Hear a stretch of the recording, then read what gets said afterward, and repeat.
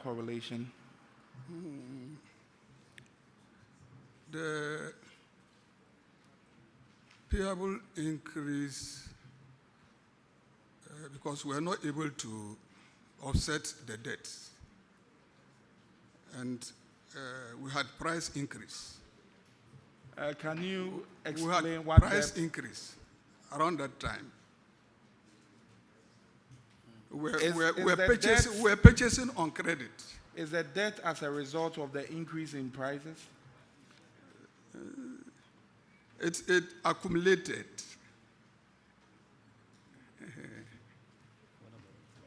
Can you give us some of the payable items from 2024? Then that can really give us why we have this huge payables. We had suppliers. We have student refunds. Those who got scholarship from other district assemblies, and we had not yet refunded the monies to them. You mentioned suppliers. Can you give us one significant supplier you had at the time? And how much you owe that supplier at the time?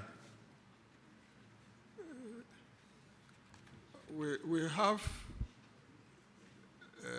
similar AWOL. And what's the relationship between the college and that supplier? What does he supply to the school? He supplies provisions, foodstuff, like rice, oil, milk, sugar. Do you have a credit arrangement with the supplier? Pardon, sir? Do you have a credit arrangement with the supplier? Yes, please. And what are the terms?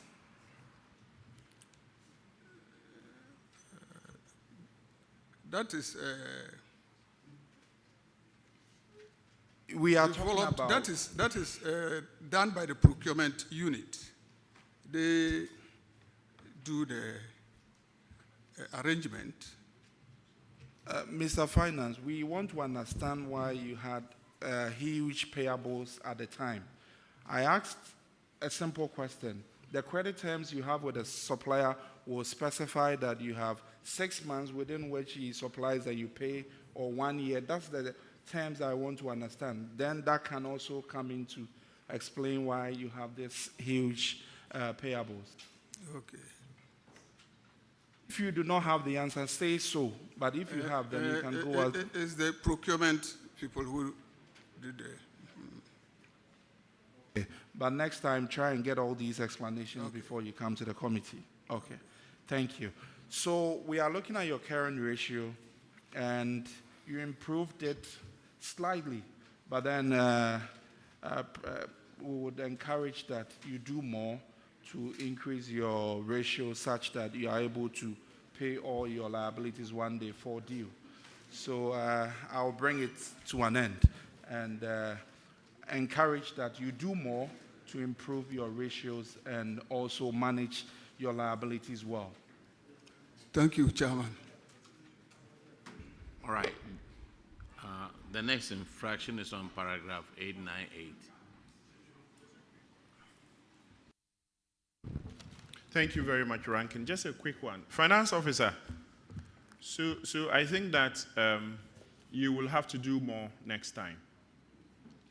Your procurement officer gets procurement done, but you effect the payment. And so you should be able to explain to us why the status of your payables and what is accounting for it. I see that you are being pardoned, but that is not acceptable. And next time you must get your answers fixed before you come. Okay. Is that okay? Thank you, Chairman. Thank you very much. Paragraph 898, Honorable Adam Agbana. Thank you, Chairman, for the opportunity. I would want to find out from the Finance Minister, continuing from the response, the Finance Officer, and in your response to the earlier question, you mentioned Simile M. Awal Company as one of your suppliers, your major suppliers. This report indicates that you awarded a contract worth $66,000 to the said company. At the time, they did not have tax clearance, PPA certificates, NEET, and the rest. Your response was that the company was still in the process of securing those documents. Can you update this committee on whether or not the company you have listed as a major supplier now qualifies to be to do supplies for you? Yes, Chairman. The supplier brought all the documents and we presented them to the audit service for verification.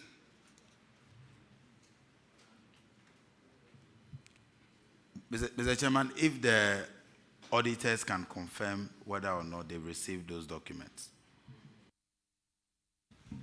Yes, Honorable Chair, they subsequently submitted those documents and we have verified them. And so the supplier is now qualified to work with them. Thank you. All right, the next infraction. But at the time of the audit, the papers were not ready.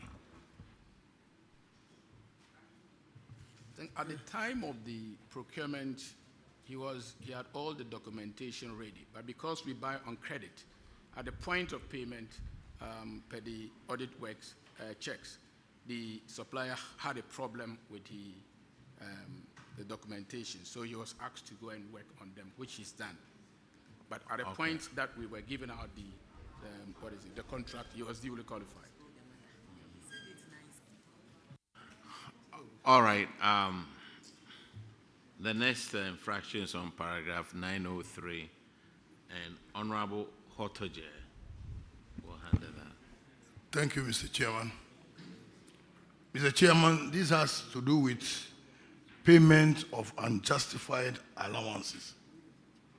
You pay some 2 employees of your establishment totaling to an amount of $204,823.80 from 1st January 2020 to 31st December 2024, but could not provide any document to justify that transaction. Would you explain to the committee why that?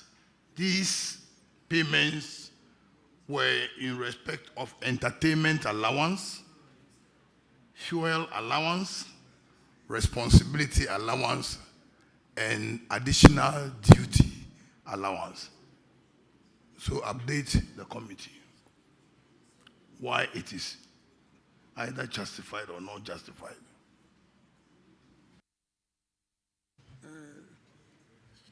The payment given to them were justified. It was just a problem of locating their duties. Yes, the duties they perform, the appointment given to them to perform those specific duties. That's where the problem came up. So when the auditors, when they came around, they couldn't get the information until they raised the issue. We sat again, then they went through the records, the reports, and saw the work being done by those officers.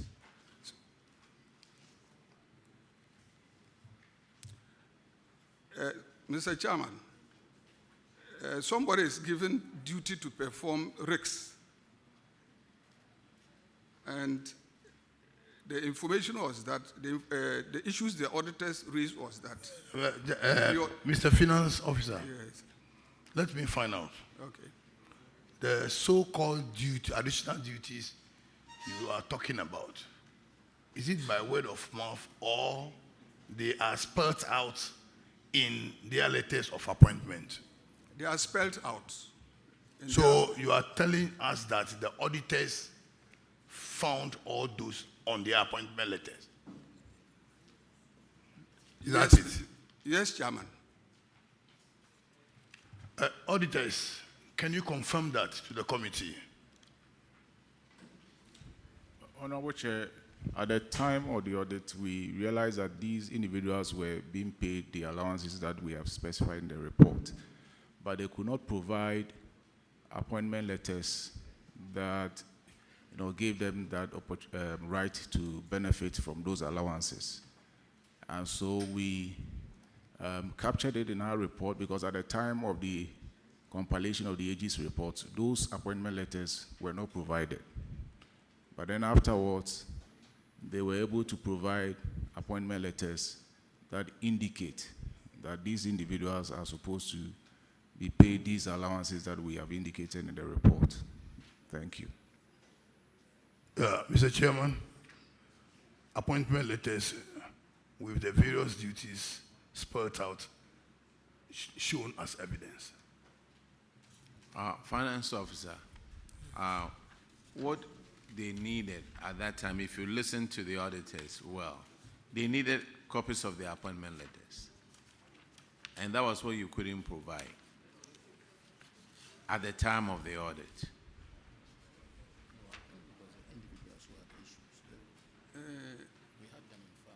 It was the individuals. Individuals, what? Those who were given those duties to perform. No, you have somebody working at your institution. The person gets paid every month. Question is, what is he doing there? Who gave him the authority to work at your school? And what functions are these people performing? And that will be spelled out on the appointment letter. And that was what the auditors were looking for at the time of the audit. But subsequently, you sent it to them, just like the auditors said. So at the time of the audit, when they were doing the exit interview with you, that's when you should have been able to get these together to give to the auditors. Let me move on. Encroachment of school land. Global Teachers Credit Union and Rahman Construction Company have encroached on your land. What is the status now? We engaged them. We had an agreement, tenancy agreement with them. And they have paid the monies we agreed with them. The bills we give them, they have paid. Have you given copies of the tenancy agreement to the auditors? Yes, Chairman. Auditors, could you confirm, please? Yes, Honorable Chair, we have a copy of the tenancy agreement. All right. Thank you. You are discharged. Oh, hold on for a minute. No, just before they go, today there are quite a number of people here. If you can take us through the audit again like you did for yesterday, so that they can all hear some of these things. So some of the things that have brought them here are not supposed to even appear in the report if they had taken notes of the times and the processes of the audit. So I would impress upon you to do just like you did yesterday, take them through the timelines and what you come to do again. Thank you, Honorable Chair. So the audit process goes like this. We'll have an entry meeting with the entity. That is after a letter had gone to them that we are about to start an audit in that particular institution. And then we'll have an entry meeting with them and discuss the timelines, the scope, the deliverables.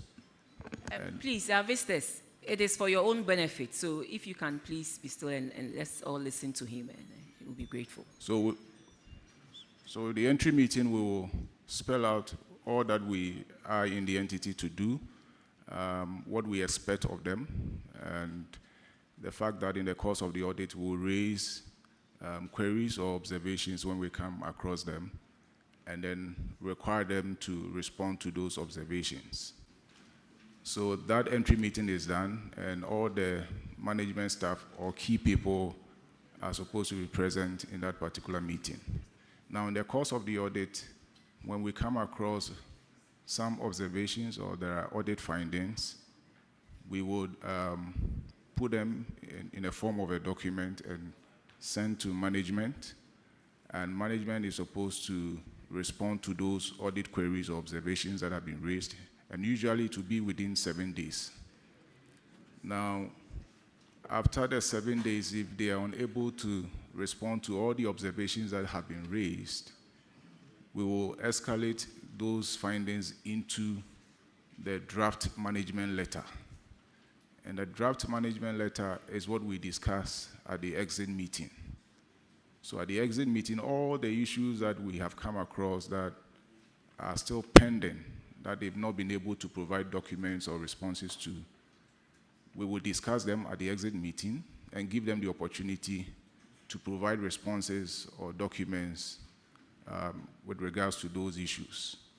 Now, if they are still unable to provide the needed responses and the documentation, we'll still have 2 weeks after the exit meeting per our regulation to put a report together. Within that 2 weeks, if they have responses or documents, they can bring them and then we'll go through them. And if, per our verification, if the issue has been dealt with, we will take them out of our report. Now, if the issues are still pending after the 2 weeks and we formalize the report in the form of a management letter, a formal management letter, and issue to them, they have 30 days to respond.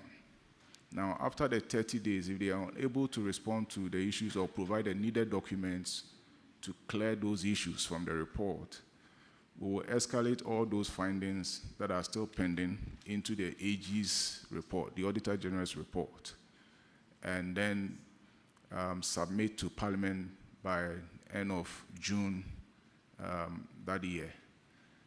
And after the end of June, when the reports have been submitted, then Parliament may decide to have these sittings, and if they have any further documents also, they can be able to provide. So, but just to make an emphasis here that if all these windows are not taken advantage of by the entity to respond to the issues and provide all the needed documents, then you have the issue ending up in the AG's report. But if they're able to provide all the required documents and all the responses that we require, the issues will not end up in the AG's report. So they end up in the AG's report because they have not been able to address the issues at the time of compiling the Auditor General's report. Thank you. Thank you very much. Principal, now that you claim there's a quota system and that is dipping your revenue and the quota hasn't been lifted, what other things can you do to improve on your revenue? Because the school must also live, the school must survive. So what other activities or whatever it is that you can do, you think you and the team can do to help raise some revenue for you to carry out the equally important things that you need to do? Thank you very much. I think we setting up a garden in the school to, first of all, engage the students and then get them to learn, the science students in particular, because the college is a science-based college.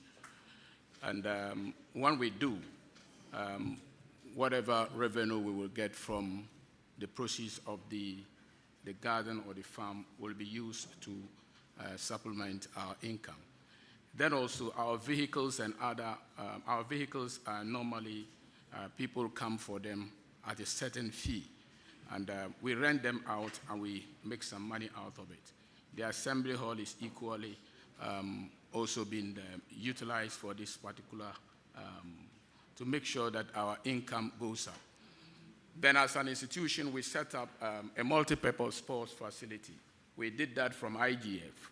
And USEX, outsidex pay something at the end of the day for as revenue to the college, and that is helping us to run our activities. This is just one of the. Even the classrooms, we are into agreements with UCC. They do distance education programs, weekend programs, and even the sandwich. They come around, they use our facilities, and we are able to get some revenue out of that. You should revise them upwards so that you can make more money too. Yeah. Yes, just recently, I think we had an agreement. We renovated or refurbished the catering department of our outfit, and the rates that were being paid by UCC, we told them it was on the lower side. Just about a month ago, they brought it up. They brought the rates up, and there's a letter to that, but except that I don't have it here. And every now and then, once they have their students on the ground, they will be using the facility, and some revenue will come in.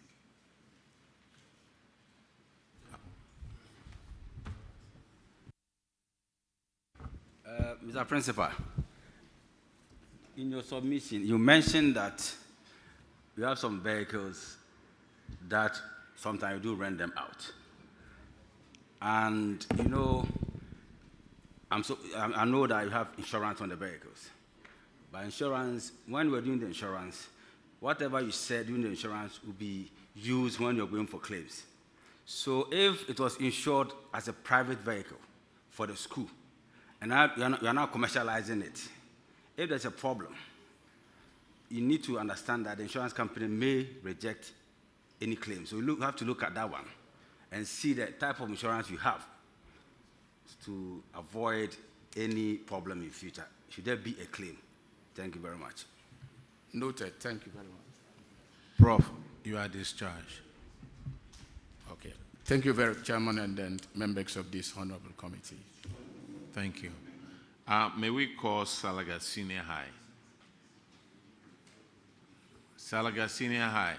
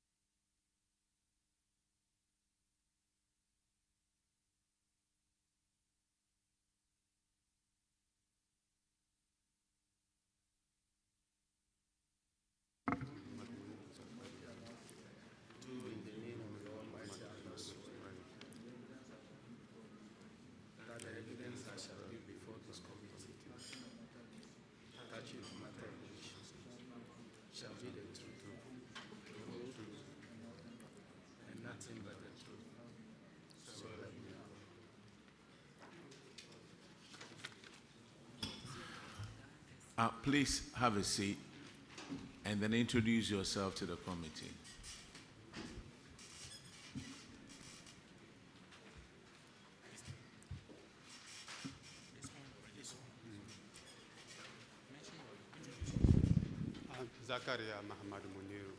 Please have a seat. Sit down and introduce yourself. Use the microphone. I'm Zakaria Mahamad Muniru, Salga Senior High. What do you do? Accountant. Accountant. Abu Bakar Abdul Ganiyu, Salga Senior High Headmaster. Ishaq Munawaro, Acting Deputy Director General, Quality and Access. Thank you, Chair. Mensa Jerry, GS Internal Audit. Thank you. Thanks for coming again today. Honorable Desmond Petu will handle the unpaid utility bills. Paragraph 404. Please, is this Honorable Zueres constituency? Yes. Okay. She's my friend.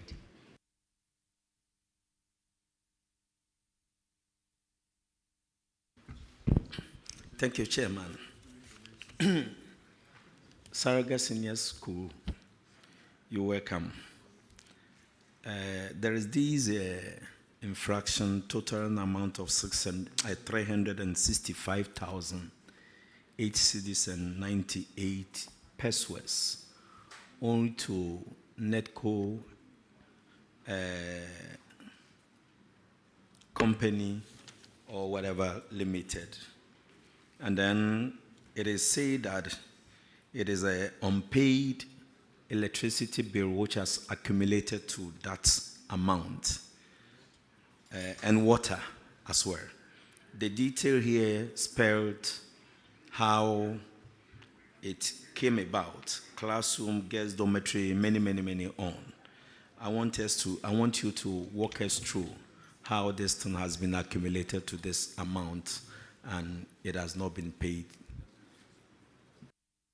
Thank you very much, Mr. Chair. Free SHS Secretariat does the payment on behalf of the school. As of the time of the audit, the payment was not done. But later on, all payments were done and duly verified by the audit team. Thank you very much. Okay, that's fine. But let me ask this before I confirm from the auditors. This, I believe, is in monthly basis, right? Yes, Mr. Chair. So, did you inform the Free SHS Secretariat every month as to how the accumulation of electricity and water bill due for them to pay? Yes, Mr. Chair. All payments due are sent to the Free SHS Secretariat, and then they do the payment. Thank you very much. You did that every month? Not every month. We don't inform them every month, but we accumulate the bills and send to them as and when we get them. Why did you accumulate and not to send to them every month for them to know the outstanding what they have to pay? Maybe you accumulated it for 3-4 months. By the time you send the bill, they also have a lot to do. They are not ready, then it is compounded. Why don't you send to them every month so at least they will know what is it? Honorable Member, they said the bill has been paid. Let's confirm from the auditors, please. Auditors, can you confirm? Honorable Chair, we can confirm that the outstanding bill of 365,008 cedis, 0.98, has been paid and cleared. Chair, thank you. Thank you. You are discharged. Thank you, sir. Chair. Now let's call Gambaga College of Education.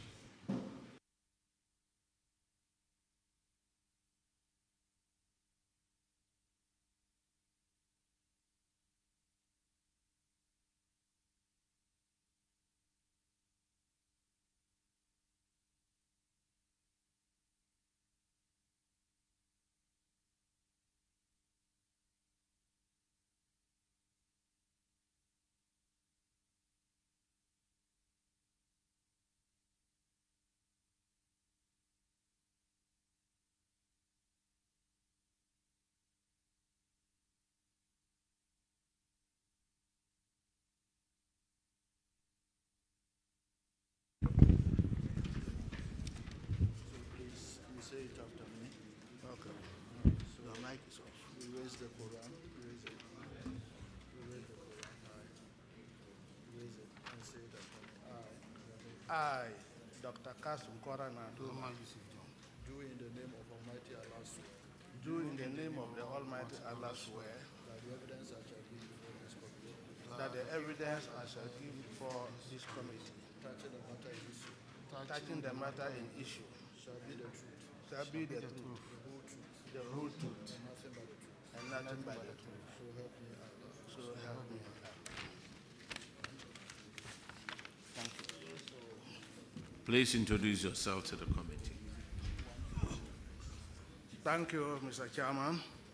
I'm Dr. Kasim Koran Antoma, the principal of Gambaga College of Education. Okay. Abdurrahman Yusuf John, finance officer. Finance officer. Okay. Thank you.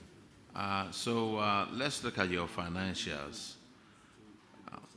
If you look at your financials comparing 2023 to 2024 on receipts from Get Fund, there was a huge increase. What was that for? Thank you, Honorable Chair. This was actually allocation from Get Fund to the college for special Get Fund projects, which was actually awarded from Ministry of Education. Thank you, Honorable Chair. I see that your compensation of employees also went down. How did that happen? Thank you, Honorable Chair. Within that period, we had about 8 of our staff moving from the college to the other public universities like UDS. Okay. Have you been able to replace these people? Yes, Honorable Chair. Now, if you look at your use of goods and services, it doubled. What caused that? Thank you, Honorable Chair. 2023, our feeding grant delayed. So the money was paid in 2024. So we have to make the payment in 2024.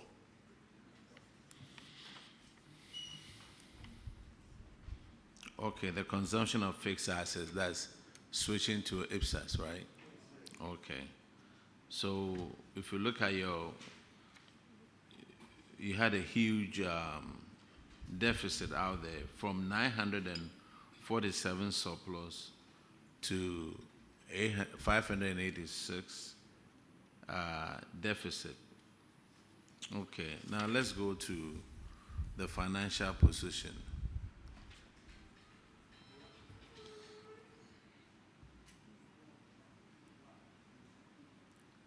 There was a big decline in your current assets.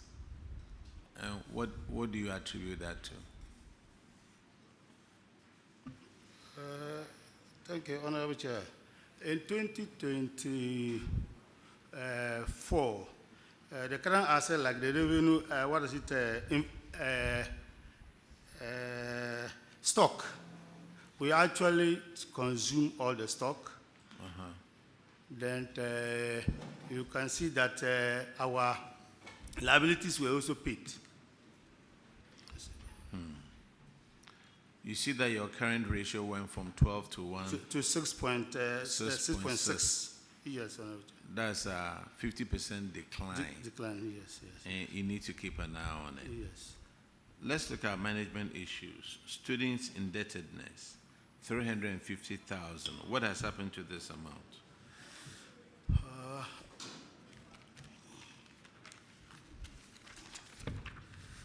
Honorable Chair, as at now, the college has been able to retrieve 333,018 cedis, 58 pesos, representing 94.29%, leaving a balance of 19,989.95. That is 5.71% to be collected. And when are you going to collect this? So, Chair, with this, this debt runs from past students who have completed the college from 2016 to 2022. So measures have been put in place for the students to pay their fees before issuance of their certificates. Since 2016? 2016. So somebody owes you since 2016? 2016. And if the person didn't pay 2017, 2018, yes, You think 2026 the person will pay? So, Chair, what I'm saying is that these students have completed. Uh-huh. They are not most students. In most cases, they are students who have either referred or other issues with their results. So at the time of their completion, their certificate were not ready. So these students, they are not bothered to pay until they hear that their certificates are ready. So those who didn't do well, they are the ones not paying. Yes, Honorable Chair. But they don't care. Because they don't care. The person failed and you want the person to pay school fees. Okay, you've collected about 95% of it, right? Keep on working on the rest of it and then collect all the amounts, okay? All right, Gambaga, you are discharged. You are done. Thank you, Mr. Chairman. Let's call University of Technology and Applied Science.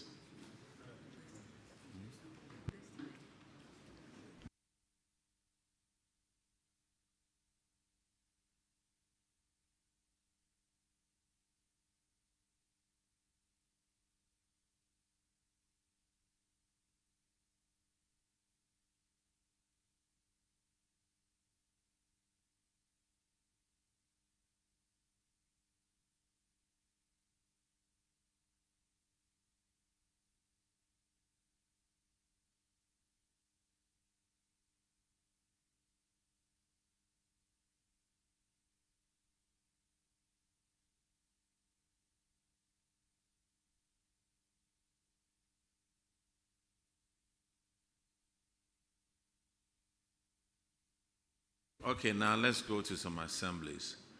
Mampurugu District Assembly.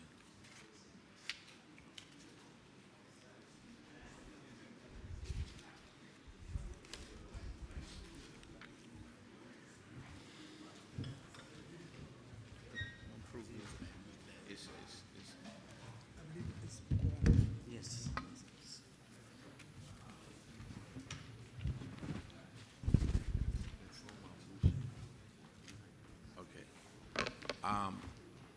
Since we are going to swear in assemblies, if the representatives of Zoom Lion is here, he may want to administer the oath also to the Zoom Lion representative.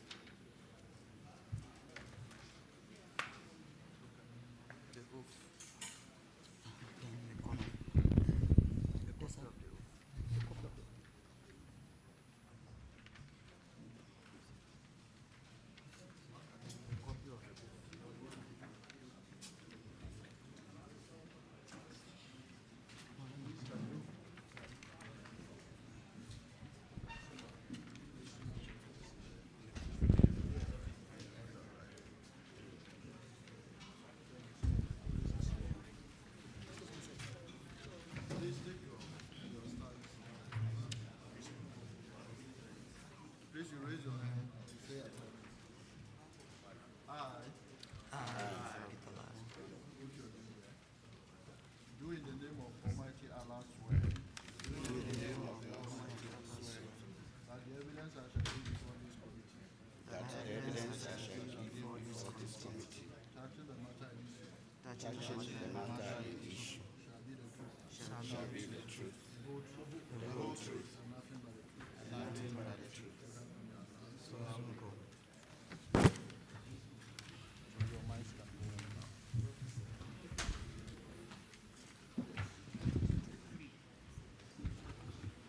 Could you please introduce yourself to the committee?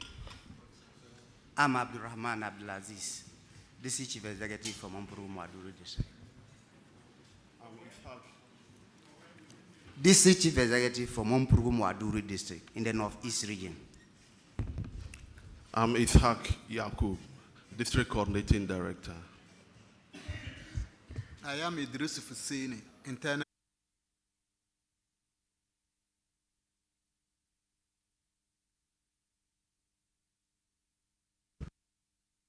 Okay.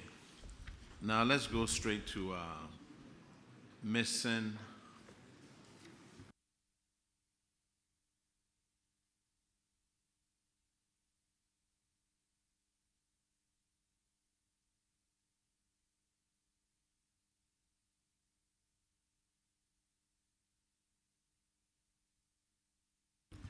Yes. You have an issue with the missing equipment. It's a grader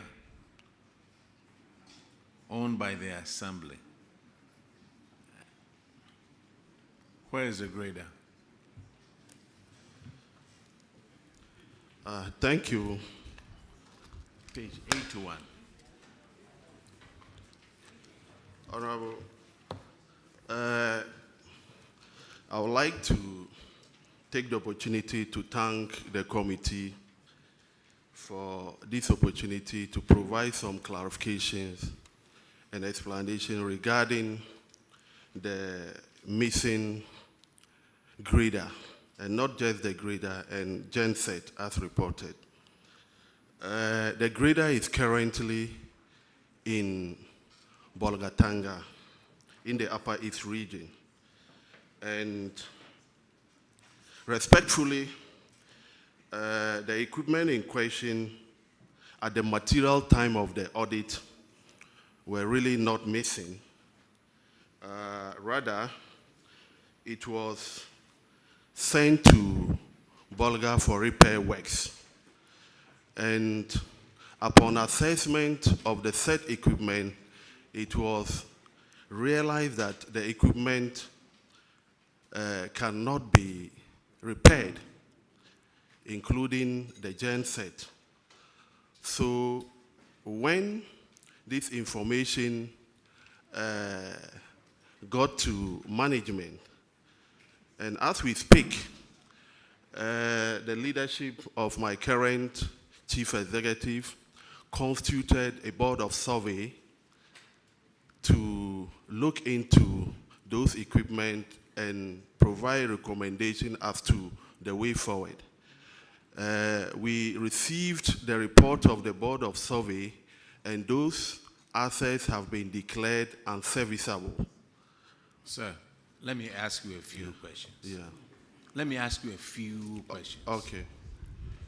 When you take an equipment like that, a grader, to the shop, do you take it there bare hands or you come back bare hands? When you went there, didn't they give you any paperwork? Like a work order? Yeah, so... no, I'm asking questions and Yeah, you're not giving me the answers. Okay. Did they give you a paperwork like a work order or a bill or estimate? Did they give you that? Current management, upon review of documentation of the assembly, there was no any formal works order. Were you there at the time of the audit? At the time of the audit, there was no any formal works order. Were you? No, I wasn't around. Who was around at the time of the audit? I think amongst us, it's only the internal auditor who was around. Where is the internal auditor? Yes. Now, internal, why is he answering instead of you? Was there any work order? No, please. Why would you send a grader to the shop and not have any work order? Honorable Chair, as at that time I was not there. I also went there and met the situation. So I didn't know the arrangement that was done before it was sent for the repairs. Isn't that convenient that a machine that was taken to a shop in Boko, they found out that the machine wouldn't work, and all of a sudden they've put together a tender committee, and they've disposed of the machine? Honorable, I would like to further provide these explanations. I think when the issue happened and we assumed duty in the office, we tried to look at the outstanding audit issues together with our chief executive. We invited... Sir, where is the machine now? It's in Bolgat. The machine is in Bolgat. In the Upper East Do you region. have the work order? That's the explanation I'm providing. Sir, no, we don't have it. We have several assemblies. We are Yeah. not here to listen to Okay. testimonies. No, we don't have the works order. So, gentlemen, when you say you are not there, you and I were not there. Yeah. What about the people who are there? Where have they been? Have they been moved to any other district? Yes, the coordinating director then has been transferred to the Transferred to who? Northeast Regional Coordinating Council. And then the rest to where? And the chief executive is no longer in the office. at the Yeah, moment. so Yeah. the chair, we need to summon the former coordinating director, unless he's at the regional level. We need to summon him. Yes, Clark, take note of that. He needs to come and answer this. You send a machine. Yes, you take a huge machine like this to a shop and there's no work order. So machine is still sitting at Boko. Bolga. Bolga. Yeah. And you are in the process of disposing of it. Yeah, yes, please. Has anybody assessed to find out what is wrong with the machine? Yes, please. And the person has given you a report on it? Yes. That report, have you shared with the auditors? We have the Board of Survey report. Sir, Mr. Chair. Sir, please, listen to the questions and give me the answers. Okay. Have you shown it to the auditors? Is Yes, it please. Yes, or please. no? The Board of Survey report has been shared with the district auditor. Madam. Yes, the auditors here, have you shared with them?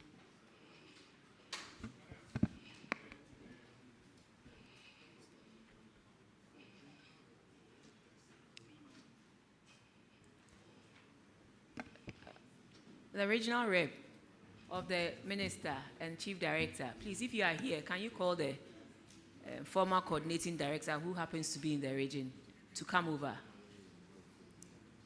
The regional auditor, are you here? He called me earlier on. Is he here? I mean, regional, yeah, RCC, the auditor. You are Yes, here. so if are you can call listening them the to come. instruction? Yeah.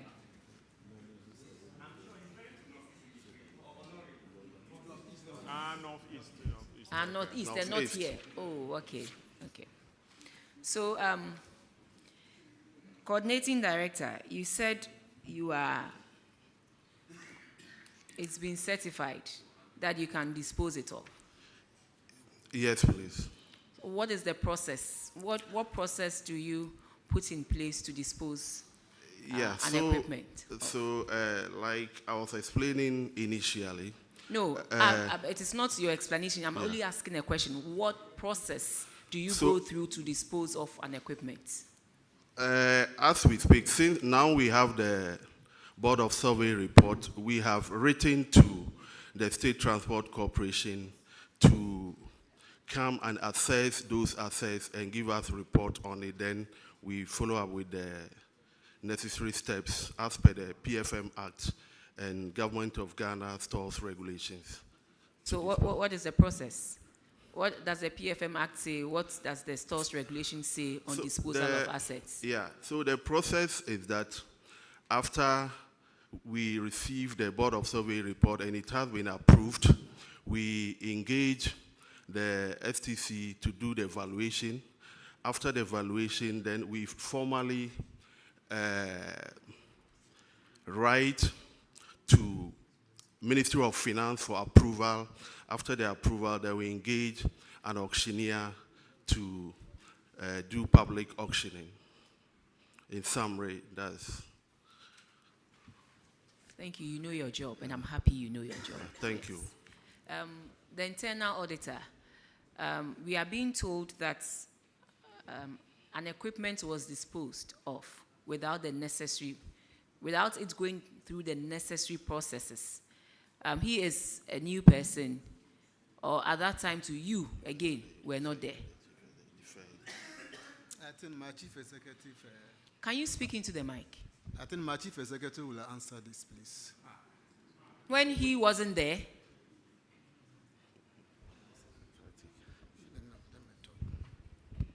Thank you, Honorable Chair.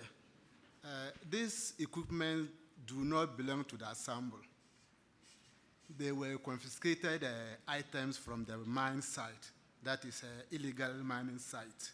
So those items, assembly didn't have hands in retrieving them and then selling of them.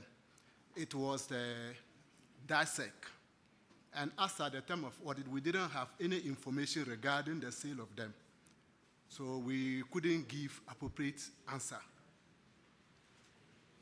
but was it in your possession when the assembly came to audit? No.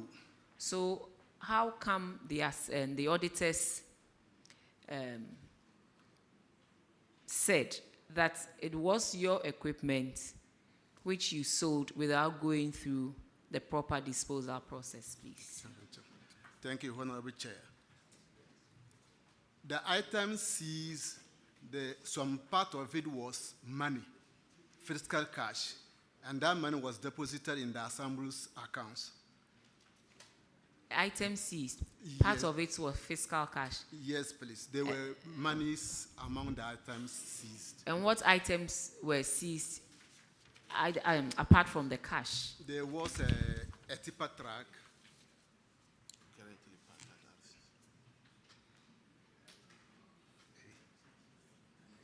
A tipper truck was there. There was a generator, water pumping machine, some electric cables, among other things. The auditors are saying that you received the money in respect of the disposal of the assets of 84,000 Ghana cedis. Yes, please. But I thought you said a few minutes ago that the equipment did not belong to you. You did not know how it was disposed of, yet you received monies from the disposal. How is that possible? It was the DISEC that paid the money and brought a receipt to the assembly. And according to them, it was meant for safekeeping.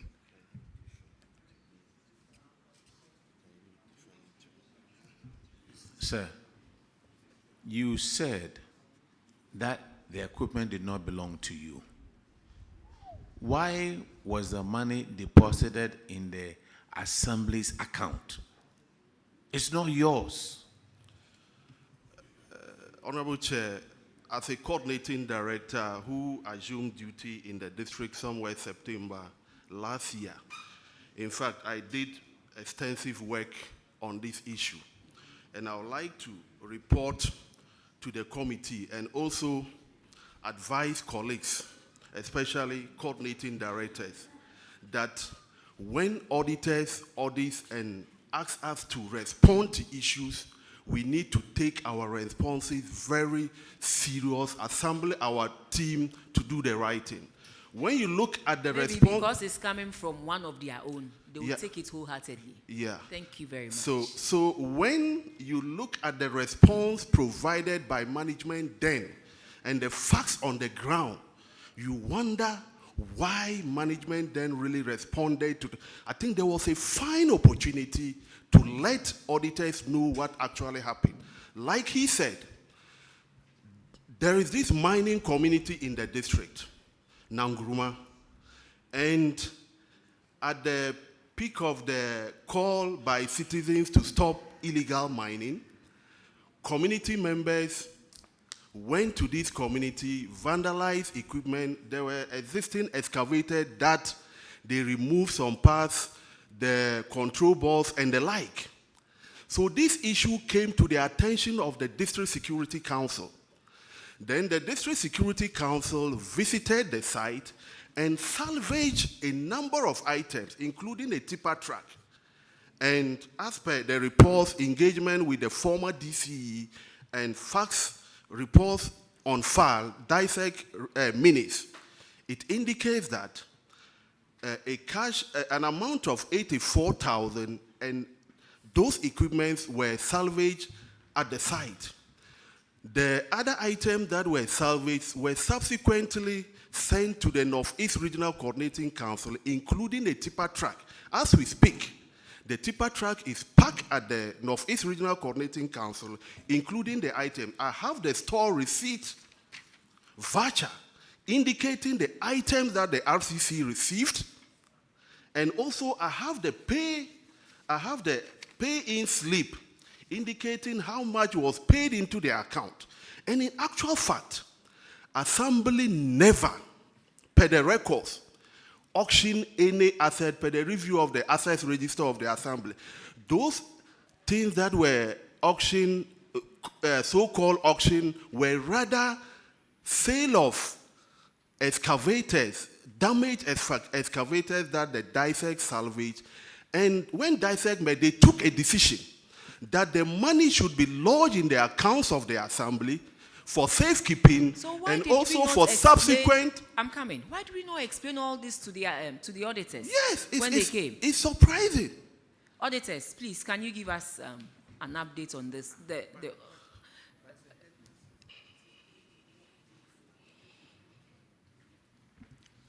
Honorable Chair, like he said, we were not given all of this information during the audit. We found this amount in the account, and we wanted to trace where they got it from.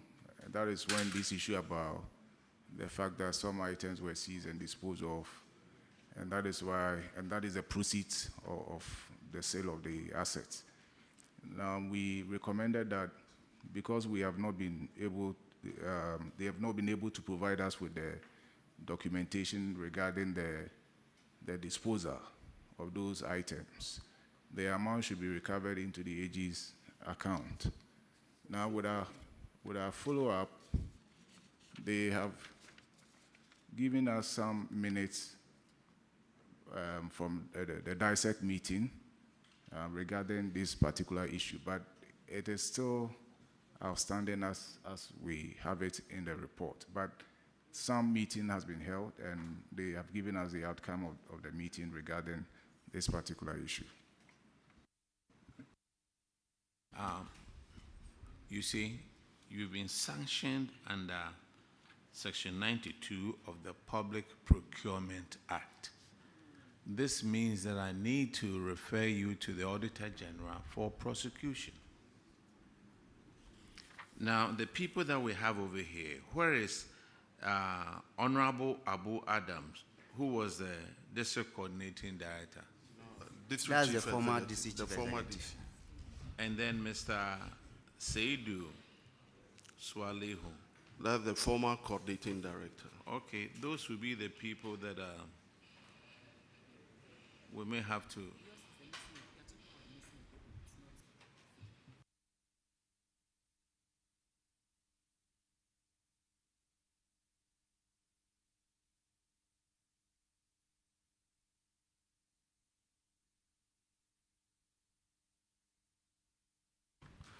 Yeah, so coordinating director, I would like to find out from you, is the money still in your account? The 84,000 Ghana cedis. I think since it was lodged in the IGF accounts of the Assembly, somewhere along the line, management utilized portions of the money. But we are making an effort to refund it. It's not funny, please. Please. Allow him to speak. I must be very honest to the committee. Since it was lodged in the IGF accounts of the Assembly, somewhere along the line, management then utilized portions of the amount. And we are making an effort to refund the portion spent and to keep it and also see how best we can, because the DISEC really recommended that the money should be used to reclaim portions of the land in the affected area. And we reason that if we are going by the recommendation by the Auditor General, I think the Assembly would be shortchanged. And since it was the fault of management then not to bring the real issues up. We think it's only proper for us to let you know the actual picture and also seek direction to that effect. Thank you. So how much currently out of that money is in account?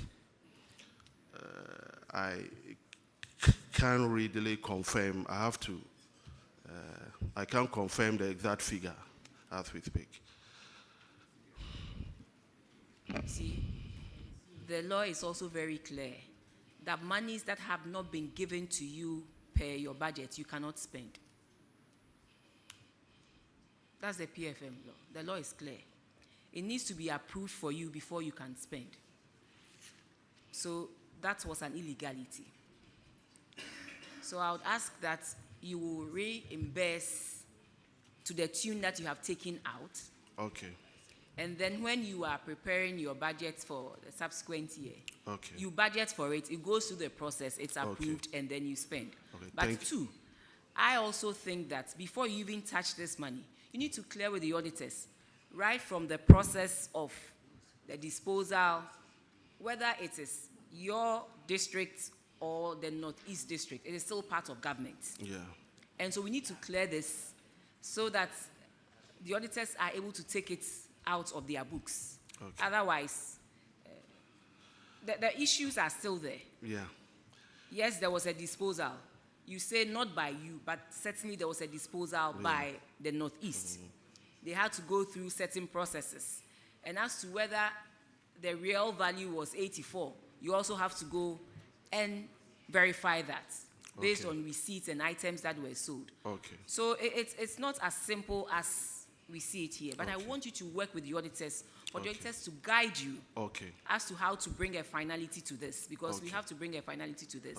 But I must also say that I admire what you do and how you do it, because some people come here, I am not responsible, and that is the end of the matter. You have gone ahead, you have documentation, I mean, at least giving us some clarity on what the auditors have reported here. And I think it's good, and we should keep it up. I hope all of us will also take a cue from that, because it is not okay to just come and say, I wasn't there, so that is where the issue ends. He wasn't there, but since he came, he looked at the auditors, the queries or infractions that have been raised, and at least today he's given us some clarity, which we feel he should build on that and make sure the auditors clear this once and for all. So one, you have to reimburse the monies that you took, go through the right process, let it be approved for you before you can touch. But we also want to verify whether truly it was only 84,000 that the disposal of the assets, I mean, gave the whole Northeast. Please, Honorable Chair, may I seek this clarification? Aside the money, the other items that we sent to RCC, including the tipper truck, which actually belongs to the illegal Chinese miners. The truck is parked there. It's not being used. What are the steps can we take to make it our asset and ensure that, I don't know. Respectfully, that's why I asked that you work with the auditors to go through the process. They will make sure we go according to the rules stipulated in our laws. And once we are able to do that, I think they will bring a finality to this, and everything that they also need to give to us as a way of information, they will let us have it. Grateful. Chairman, please. You should contact the former officers who were there to help you get to the bottom of this and resolve it. Otherwise, we'll make them pay any issues. So get with the auditors, just like Madam Chair said, and then we'll go from there. Okay, Mamprogu, you are discharged. Thank you very much. Thank you. The next one to call is West Mamprusi.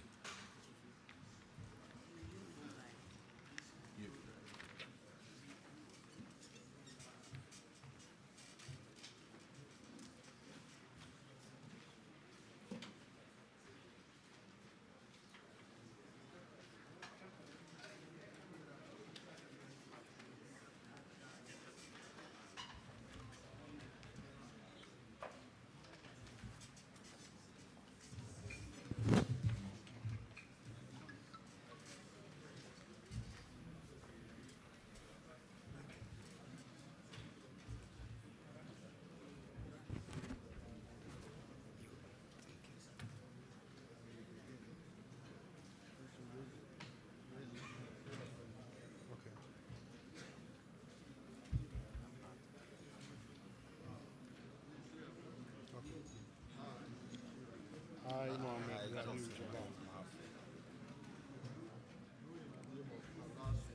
do in the name of Allah swear that the evidence I shall give before this committee, touching the matter in issue, shall be the truth, the whole truth, nothing but the truth. So help me Allah.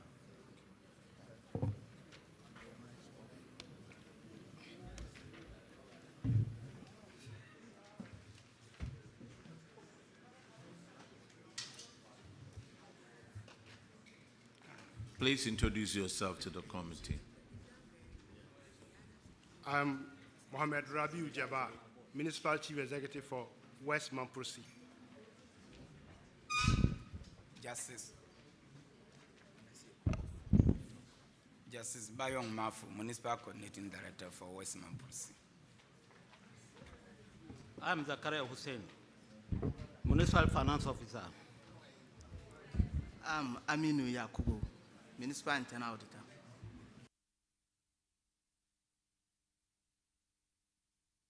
All right, Honorable Ahinkwa will handle that, please. Okay, Chairman, thank you.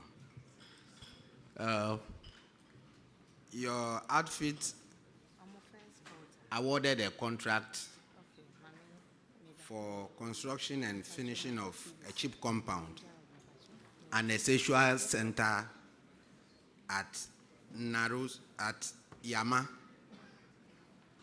Yes, but the good thing is that this project was completed on time. But to our surprise, the project is still not being put to good use. Tell us, why has the project been completed before schedule and the beneficiaries are still not benefiting from the usage of the project? Tell us. Yeah, thank you, Chairman. First of all, the good news is that the project has been put into use. But let me go to the substantive question. We all know when project is awarded, the contractor commences work, a rate certificate based on quantity of work done, we pay. In this case, the contractor reported that work was completed. We went in to inspect. We realized there were defect liabilities. We informed the contractor to correct the said liabilities. And as a result, we even had to withhold the money he was asking for because he has completed. And that at that time, the auditors were also in to audit the accounts for that fiscal year. And so when they threw it out as an audit observation, we actually informed them exactly what we have done, that the contractor indeed said he completed the project and informed us that he was handing over to us. When we went to do the inspection, we noticed there were defects to be corrected. So we were then waiting for the contractor to complete. So when the auditors, we informed the auditors, but before when the auditors left, the project, he had also done the defects. He handed over, we commissioned it, and as I speak, the project is put to use. Okay. Have you paid the outstanding amount?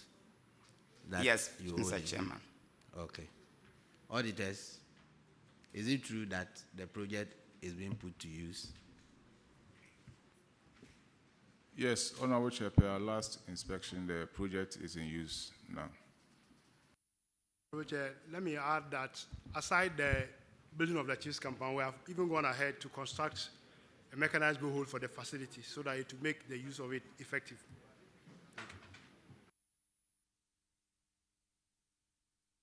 Chair, I'm done.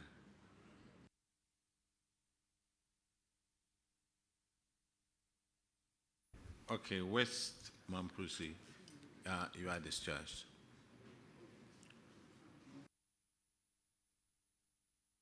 Gambaga, please.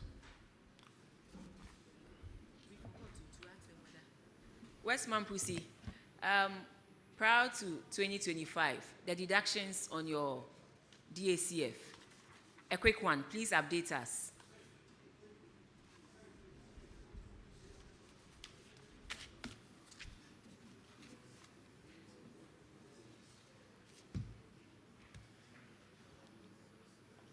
Before 2025 or in December 2024, what was the deduction or what were the deductions on your DACF, and then after 2024, give us an update on the deductions as well. Thank you, Honorable Chair. Sorry, unfortunately,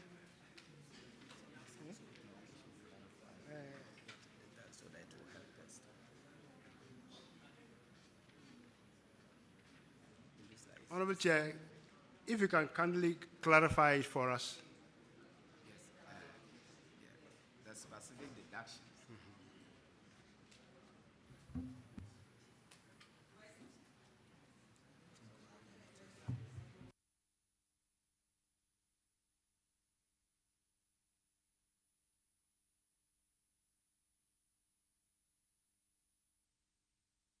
The Auditor General's report, we noticed that monies were deducted at source from headquarters, from your common fund.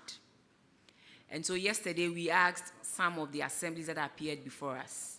They indicated that yes, some deductions were done in 2024, and in 2025, some deductions are also being done, but from their end. So that is what we want to verify from your end. I'm getting the data.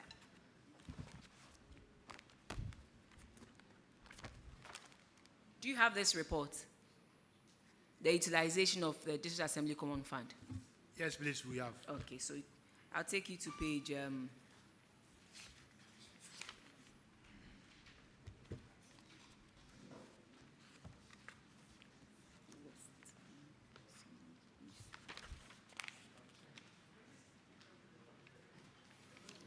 I'll take you to page 185 of the reports. Under that, you will see the allocations that were made to you, your first quarter, second quarter, third quarter, and fourth quarter. And then the total deductions that were made, and the net amount that was paid to you. For West Mamprusi, the total allocation was 1.8 million Ghana cedis. There was a deduction, a direct deduction of 553,000 Ghana cedis. We want to know the breakdown of this deduction of 553,000 Ghana cedis.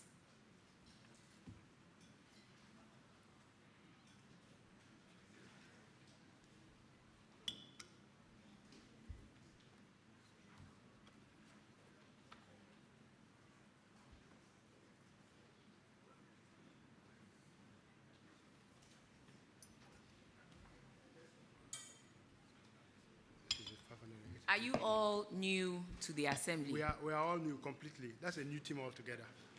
Doesn't matter. It is the monies that were given to you, monies that was given to the assemblies.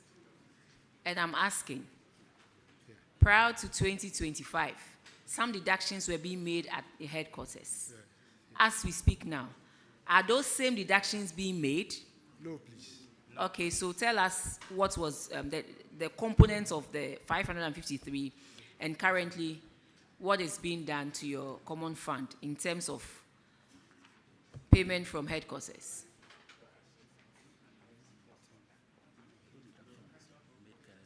I think we now have.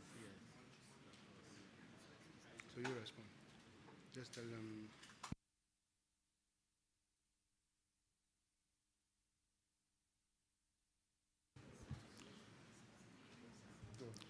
Mr. Chairman, currently we don't have any deduction on our common fund. We have full payments to it. Are you a member of NALAG? No, NALAG? Yes, please. And there's no deduction on your account? That one, a check it comes to us. We also then. It comes to you directly? Yes. No. And they don't take insurance from your end as well? No. Are you sure? Or you are Yes. not sure, and I can give you time to go I'm and not verify? sure of the insurance. Okay, With so NALAC, if I'm you are sure. not sure, please verify and let us know. So, yes, you want to say something? Please go ahead. With the issue of the insurance, the assembly, especially with vehicle, we insure as it is due. No, I'm But talking about the two vehicles in some of the assemblies. Yes. The common fund bought some vehicles for them, and they have insured it. So every year they make deductions. Comprehensive insurance for about 59,000 Ghana cedis. That's what I wanted to find out from your end, if this was being charged on your common fund as well. Honorable So if Chair. you are not sure, Yes. we'll give you time to go and verify and then come Thank back. you, Honorable. So beyond the NALAG, there's no other deduction that goes through your common fund. So your people can get to utilize the money fully for the development that is intended to achieve. Yes, please, Chair. Okay, thank you. Yes. Go ahead. We are being asked about your sanitation issues. You know, before, you had contracts with it Zoom Lion to manage your sanitation issues. So how are you managing your sanitation issues now? I think. Please, are you the MC or the DC? MC. MC, okay. I think with regards to the sanitation, aside the outstanding contracts, the others are being managed by ourselves because we are deploying people to do the cleanup on ourselves so that they don't come to take it to the dumping sites. You mentioned that aside outstanding contracts, what outstanding contracts? When we came in, there were contracts that were signed that had not expired yet. Which ones? The conveying of... That's the SIP. Then it's the same sanitation and it says sanitation and And improvements. then fumigation. So they are still So the standing contract with the fumigation assembly. contract is still outstanding. It's still a standing contract with the assembly. So Even though is it now deducted from Yes. DACF headquarters? No, please. You do now it it's yourself? direct. Yes, please. Okay, okay. So, in terms of fumigation, do you monitor the work? Yes, we do. Indeed, Mr. Chairman, let me add that because there's commitment as far as payment is concerned, they request for payment and we send our expert to go and satisfy that job has been satisfactorily done. Management is advised, then we proceed with payment, and that has been what we've been doing. Indeed, one of them we No, that's not how it's supposed to be.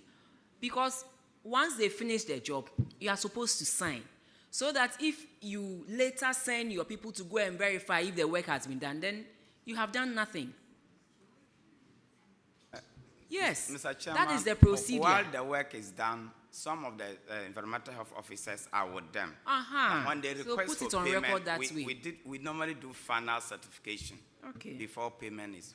So in fumigation, where you have been fumigating? Leave that to me. We have all the public toilets are usually fumigated, and then most of our market square, because it has been particularly those ones that usually attract a lot of people, like the Wawale market. So once in a while, every quarter, we make sure that the whole market is fumigated. You don't do secondary schools and hospitals or clinics? We do. We do that. We do those ones too. Are you sure? We do.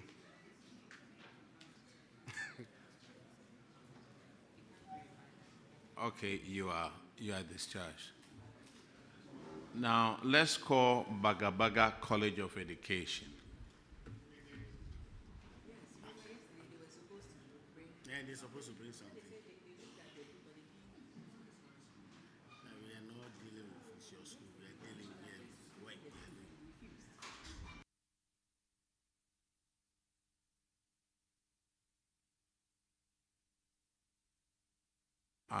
Please administer the oath again.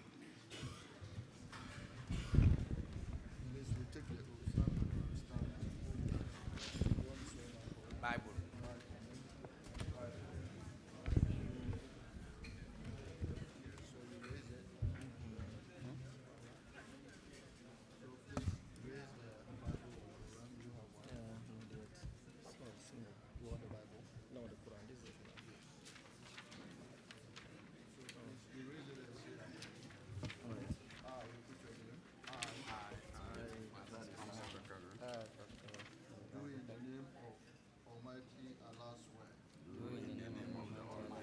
swear.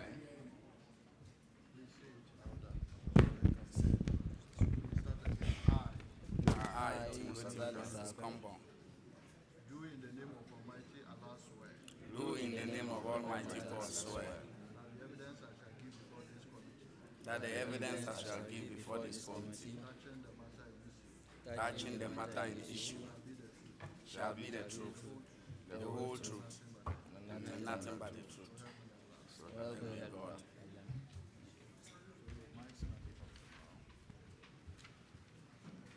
God. Please introduce yourself again to the committee. I am Ghazali Isahaku, the principal. My name is Timothy Francis Combon, the finance officer. Yes. I'm Musa Zakaria, the college registrar.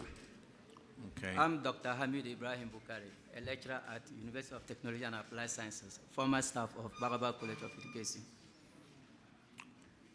We have to commend you for coming because your name is in the report and you need to clear yourself. Honorable Abnao Seyasar will handle this issue. Thank you very much, Chairman. Doctor, you are welcome. Thank you, Honorable Chair. Yesterday, as part of our sittings with the people of Baga Baga College, an infraction was cited against them, and it had to do with failure to serve bond after study leave with pay to the tune of 263,088 cedis. So our dear friend in blue mentioned the fact that there were guarantors, and our people here also mentioned the fact that they have communicated with you what the auditors have cited you for, but you have refused to make the necessary payments as is being prescribed by the auditors. Now that you are here, can you please tell your side of the story? Thank you. Thank you very much, Honorable Chair and Honorable Committee members. And my apology for not being able to be here yesterday due to official issue at the university. So the time I had a notice from the college secretary, that was around 2 something. I couldn't have traveled from Navrongo to Tamale to meet the committee. So I left in the evening, and in the night I was in Tamale. Now, actually, I was a staff at the college from 2017 to 2024 before I left. Indeed, I applied to study at the University of the Western Cape, South Africa. When I was offered the admission in 2020, that was the time of the COVID-19 pandemic. So I applied to the College of my further studies. The college secretary wrote a letter, and I have evidence of the letter here, acknowledging the fact that they were aware that all my lectures will be online. So since then, I've never traveled to South Africa during the course of the study. I was working throughout the period of the study from 2020 to 2023, for that period stated in the bond. So because I was working, and the issue on the bond, there's a clause that within that period, I should return back to my employer and serve. But here is the case, I didn't travel to South Africa to stay for my studies. I was in Ghana at the College of Education, and I worked throughout, and I was given promotion in 2021. I was given appointment to office holding position, and I have all the evidence here. So because of that, I said, well, the bond acknowledged the fact that I'm supposed to stay in South Africa. That is why I see it as steady leave with pay. And even if it's steady leave with pay, indeed, I'm supposed not to even work. I should be in the house, not working again. Then at the end, then I know for the fact that then the bond is banded on me. But here's the case, I worked throughout the whole period, worked tirelessly, and I was, so that is I think so you have made your case. Thank you so much. You have made your case. The auditors are here, the auditors have heard. Now that is why it's important that when we are having these hearings, their mother ministry or their mother agency should be here. GTech is not here to listen to this. Yeah. GTech is not here to listen to this. Because if your mother or your mother agency is GTech. They should note this. And then the auditors, in your audit, were you briefed of these happenings? Because I also checked and then I realized that he said he took study leave with pay from 2021 to 2023. And then, meaning he came back and left in October 2024. And we are also being told that he resumed official duty on 12th of June 2024. But here is a case where he says he never went out of the country. He did his studies online, and so during those online times, he was in the country and was able to teach. First, we'll have to confirm from the university, the college, sorry. And then the auditors will also come in. The college, that's what Dr. Bukari Hamidu Ibrahim is saying. Yeah. Thank you. I came to the college in 2023 as the principal, and Dr. Bukari was already on the program, and I was briefed that he was on the ground working whilst occasionally he travels to South Africa to interact with his supervisors. So somewhere 2024, I can't remember the exact date, he came to me for a request to travel to meet his supervisors and spend a few days and so on. I granted the permission. He traveled. And later he said he has graduated. We're all happy. He sent me down his certificate.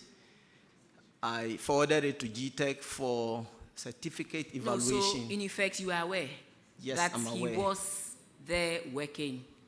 In 2024, he had finished the program and Yes. asking for 1 or 2 or 3 days or a week to go and Yeah. attend to an issue outside the country is not the same as study leave, granting study leave. Yes. So that is different.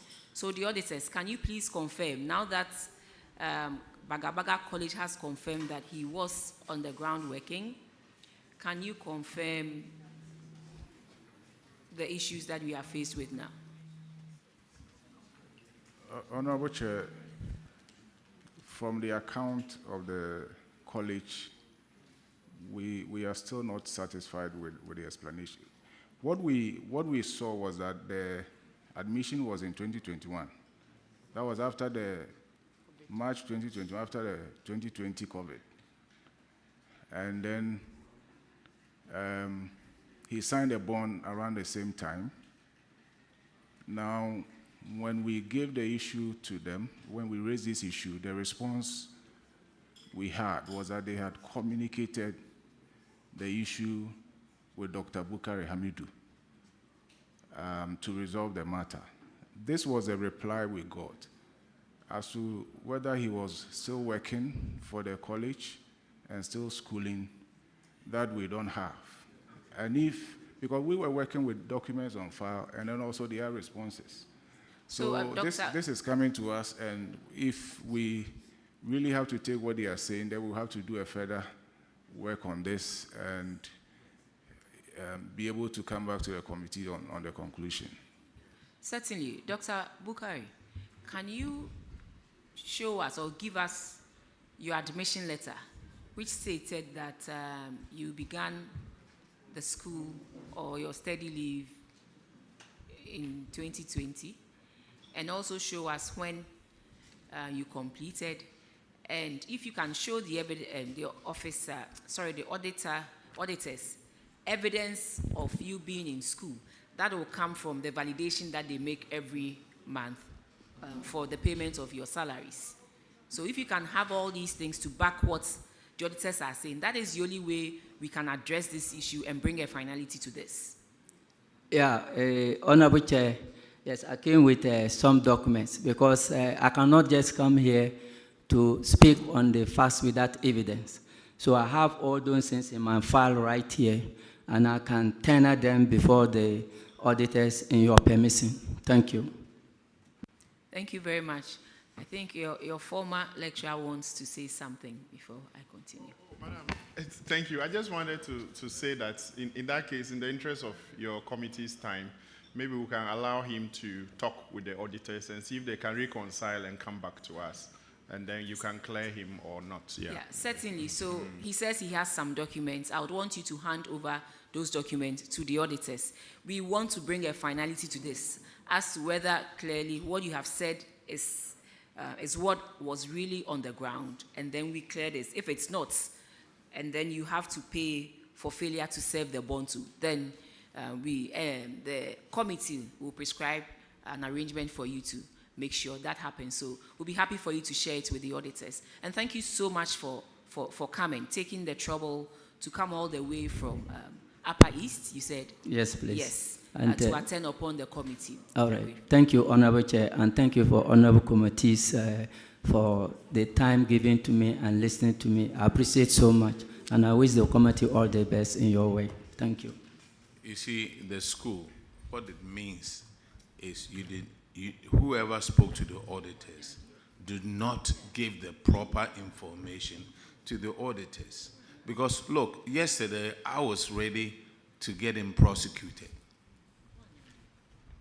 I was ready because to all the, government, close to 260-something thousand, and the man is just working here at another university. But you knew very well that the so-called steady leave, he was still working at the school. Abobi Bakawa, or friend Tama, or Onamwa, you are discharged. To wait, come to Cape Coast and I'll teach you.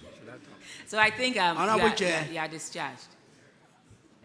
You want to say something? Yes. Yeah, I'm being invited here, and I think it's proper I make a comment in context to Honorable Chair remarks.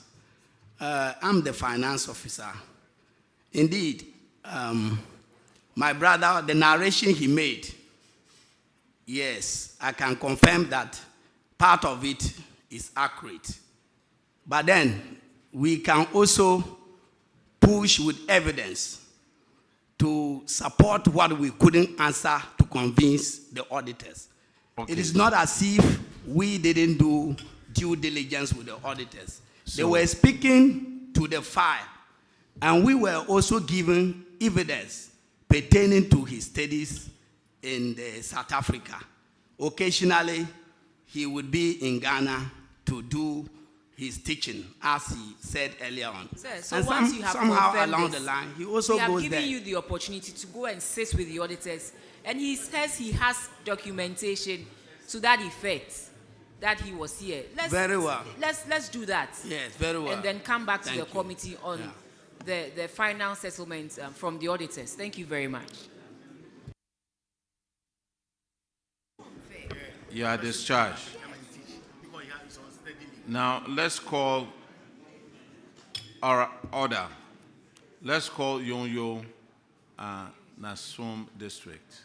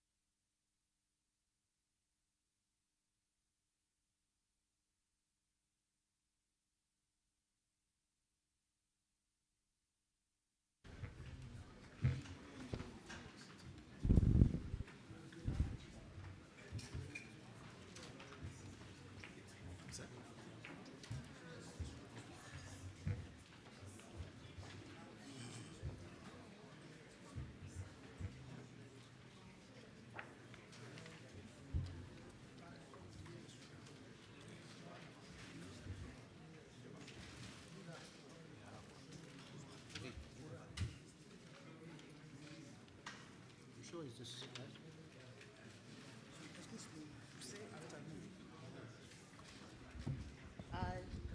I, Samuel Gafari Yakubu, do in the name of the Almighty Allah God swear that the evidence I shall give before this committee, that the evidence I shall give before this committee, touching the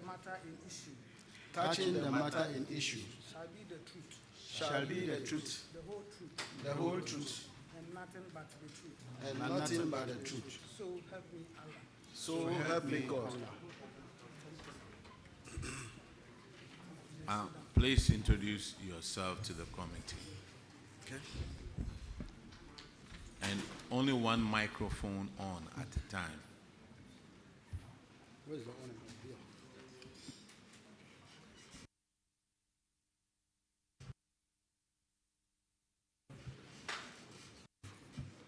My name is Samuel Numulawe, and I'm the DCD for the district. I am James Alasan, the District Chief Executive for UNASO. My name is Abdel Ghaffar Yakubu, the District Finance Officer. My name is Alasan Pokabiuk, Human Resource Manager. I'm Inusa Al Hassan, District Internal Auditor.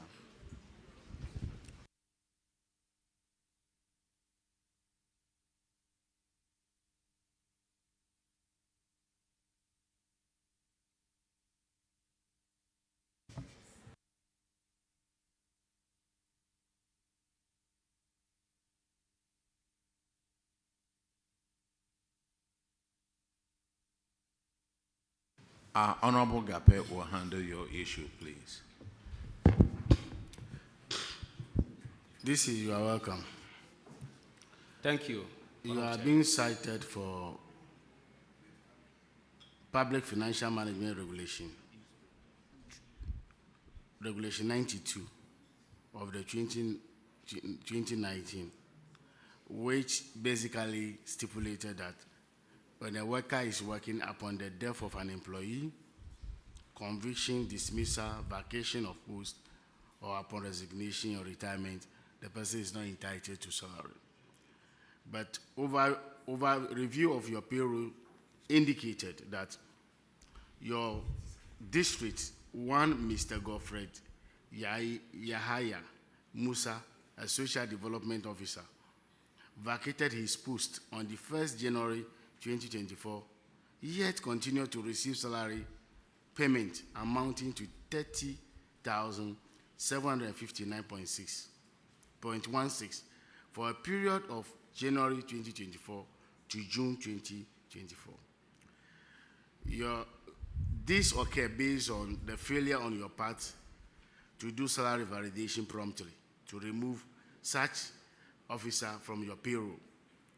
The auditors recommended that this is an end salary, and then you should actually get the money and then deposit it into the controller account, to the Auditor General's account.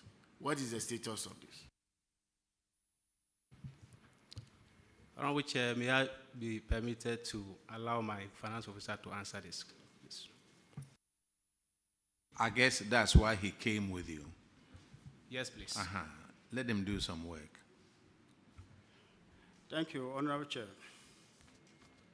I think the audit came somewhere around November, by which time the officer was already on transfer. But when you go through the Auditor General's report, it stipulates that the officer was validated from the January up to June, yet the officer was on transfer. But I have the transfer letter in respect of the officer, dated on 7th June 2024. So as at the time of the audit, Honorable Chair, the officer was on transfer out of the district. So, auditors, were you there before this thing happened? Yes, Honorable Chair, I was there. So, were you at the exit meeting with the auditors? Yes, Honorable Chair, I was there. And you explained these issues to the auditors? Yes, Honorable Chair, what happened was that when the issue came up, we got in touch with the former human resource officer. Actually, he gave us an explanation which in actual fact doesn't speak to the issue. Because his explanation was that initially the officer was given a query in respect of his absenteeism. And later his salary was stopped. Subsequently, the salary was stopped. And later on, when the officer got promotion to the next grade, the salary came back surprisingly. So this was what we put in the response to the auditors. But going through the issue now, we've realized that actually it wasn't accurate. So for now, management is still investigating the matter.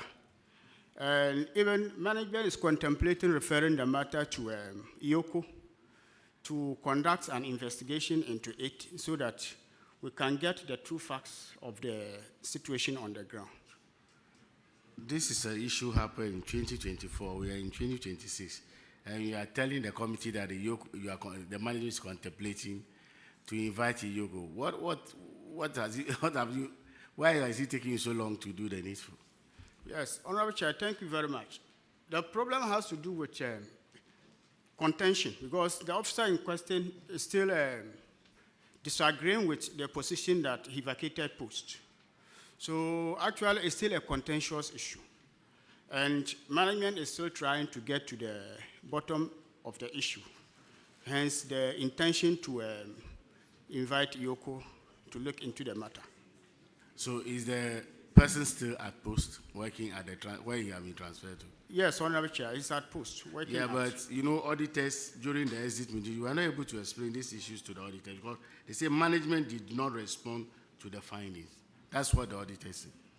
Why didn't you respond to the findings? No, Honorable Chair, what is happening is that management did not respond to the observation. I'm coming. Honorable Chair, let me come. Management did not respond to the observation. If we had responded, that would have been what auditor would have factored in the management letter. But after the management letter came, management followed up with a response, which is what I have just told you. Auditors. Okay, go ahead. Honorable Chair, to start with, he indicated that the person did not vacate and that he was transferred, and that he has a letter dated June. The issue we are talking about is January to June. So if after that vacation the person was transferred, that is not the point of discussion. And secondly, you brought attendance sheets to the team that showed that the person was coming to work. Now, when you look at the attendance sheet, the signature on the attendance sheet was inconsistent with other signatures of the same person on other documents. So we realized that it was fabricated, and so we rejected that one.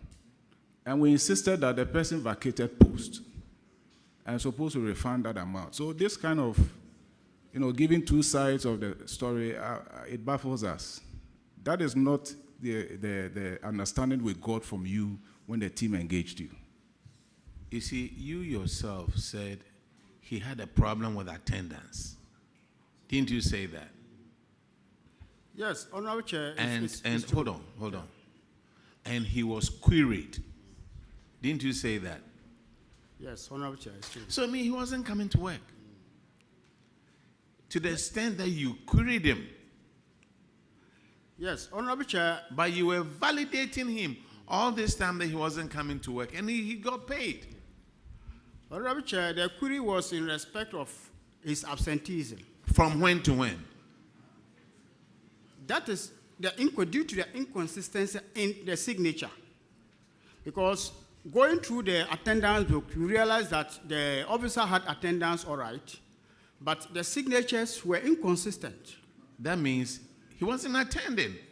What you are saying right now is that that was not his signature. That was not his signature. Somebody was signing for him. And you yourself, you queried him. So, Master, retrieve this money from him or you pay. And also, validating him as well as doing signing signature that does not belong to the person. That one is alone is also criminal, which auditors would have picked seriously. It's criminal activity. That's impersonation, fraud. Now, why do you want to call in Yoko? Honorable Chair, I agree with you entirely because there's an issue management itself cannot speak to. Management cannot defend because where an officer has inconsistent signature, it becomes a problematic situation for management. The reason management wants further investigation into the matter. Master, upon what basis did you query the guy? The officer was queried in respect of absenteeism. Honorable Chair, did you have evidence to query him?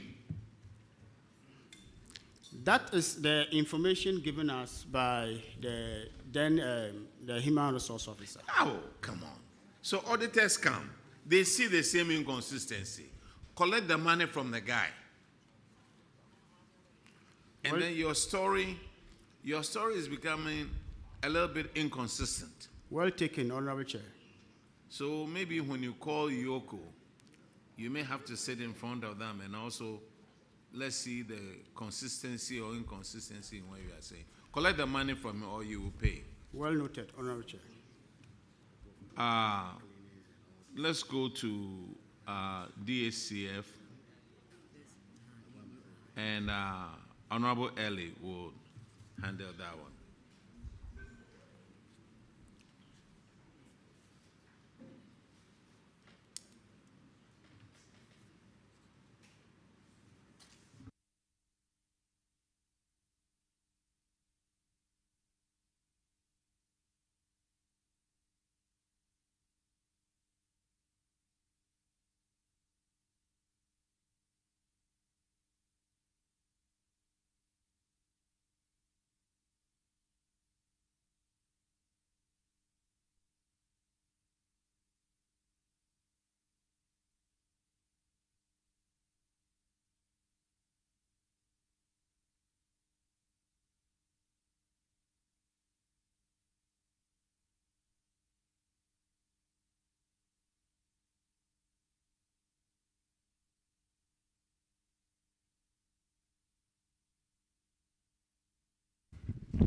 Thank you, Mr. Chair. I wasn't here in the beginning, so my name is Honorable Elik Plema Krugu, MP for Dome Kwabenya. So the infraction is stalled administration block projects. The auditors noted that the Ministry of Local Government awarded contracts in 2008 to MS Tony Bihi Limited for construction of a two-story administration block each for the Chiriponi and Yoyo district assemblies. Our inspection of the project disclosed that the project had stalled since October 2023 and June 2022 respectively. And the portions were the assemblies could not provide details of the two contracts for the review. The pictures are below. So can you tell us whether you're up and the reason why the story buildings are stalled? Thank you. Thank you, Honorable Chair. It was stalled due to the demise of the contractor. And after that, when he passed on, we reported to the local government ministry. And I think later we reminded them on it. Somewhere last month, we sent another reminder but we've not heard any response from them. Thank you. I think you reminding them is not enough. Have you made efforts to go to the office in person to ascertain why, after all the reminders, the story building is still not, completed? Have you made frantic efforts aside the reminders? Yes, please, Honorable Chair. We made a physical, let me say, we went there. I went there with my MP, and then they said, pardon? Is the MP your brother? He is not my brother, please. Related? Well, we are not from the same community circle. Okay, you look alike. So I went there with my MP, and they said they are waiting for funds. So once they get funds, they will work on it. Thank you. Do you know the story of the widow in the Bible who, consistently went to the lawyer until the lawyer got tired and said, I'll grant you all your wishes? Do you relate to that story? No, please. I'll look for the quotation and you go and read it and be like the widow in the Bible. Chairperson, over to you. Thank you. I think this is the right opportunity for me to appeal to the committee if you can assist us in that direction, because the project is so dear to our heart that if completed, it will help us. As at now, we are sitting in an area council block or office, so we don't have office space. Myself, I don't have office space. My officers don't have office space. So we are appealing to the committee to assist us in that direction. Thank you. Auditors, I think this appeal should also go to you. Since you went to audit them and then till now, the buildings are still not completed. Find a way and then let's get to either the contractors or the awardee of the project. I'm also handing over to you. Honorable, you are the DC, right? Yes, Honorable Chair. We are all members of Parliament. We all have issues in our constituencies, and there are ways that we go by it. We came here to ask you about your infractions, not to be carrying your problems there. I know how I carry my problems. You said you have an MP, right? Yes, please, Honorable Chair. And let him do the same way that we all do it. He can go to the same ministry with you as I do with my MC. Maybe his weight might not be strong as yours. Look, I may have a big stomach, but it doesn't mean I'm very heavy.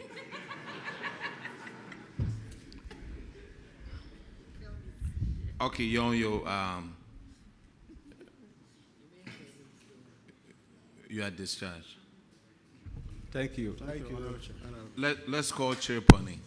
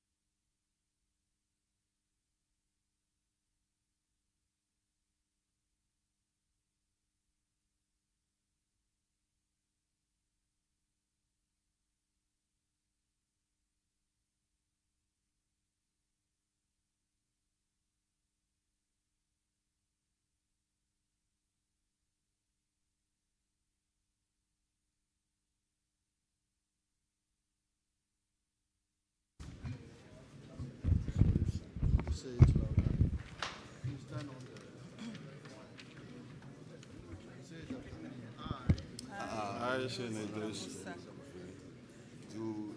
Do in the name of Almighty God swear. Do in the name of Almighty God swear. The evidence I shall give before this committee. That the evidence I shall give before this committee touching the matter in issue shall be the truth, the whole truth, and nothing but the truth.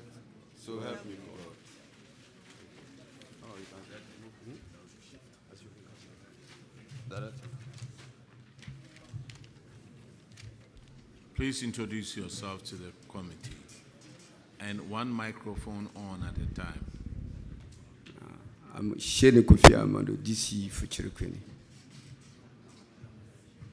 Shane Idrisu is my name, District Finance Officer, Chirikwini. I'm Rosina Lamisu Musa, District Coordinating Director, Chereponi. I'm Issa Bakari Abdul Fattah, Internal Auditor.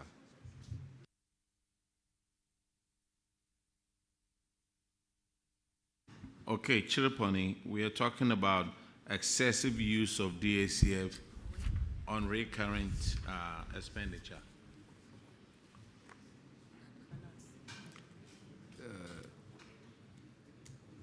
Thank you, Honorable Chair. With your kind permission, I would like to bring in my finance officer for this particular issue. Thank you. Thank you, Mr. Chair. Yeah, it is true that the auditors observed that we had used the common fund for recurrent expenditure in excess of 84.8%. We have been able to reduce the over-reliance on the common fund for the recurring expenditure by, say, 43% in our 2025. We are talking about 2024. That's the point I'm making. In 2024, yes, they observed that, but the explanation was that there were certain expenditures that we incurred that necessitated us to go way beyond our mandate as required by law. And the issue, you said something. As required by law. As required by law. By law, yes. So what does the law say? The law requires us then that we should use at least 85% for non-current assets, and the rest. So you just broke the law just like that? Yes, that's why I'm trying to at least come out there, even though guided by the observation by the committee since yesterday, that we should try to not use conflict as a case in defending some of those instances. But you will have to permit me. Finance, just for the record, I think the guidelines as of that time, 2024, was actually 75% and not 85%. Thank you very much. So, like to continue, I said, having been guided by your observations and your advice since you started, that we district should devoice disease from using a conflict as a case and defense of expenditures of that sort. But you will still permit me, because we saw an off to speak to the truth. And the issue in hand was a conflict that happened somewhere 7 years ago, but we're still paying a price for that. In the sense that during those periods, the then management had to engage the security in accommodating them in guest houses. We had about 4 different guest houses who accommodated the audited, the security, resulting to a huge debt to the assembled, to the tune of, say, 2 million Ghana cedi.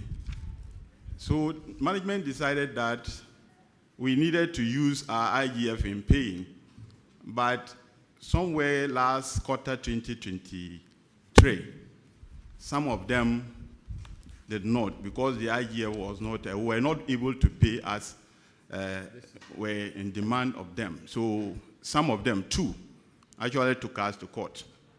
And one of them secured a conviction against us.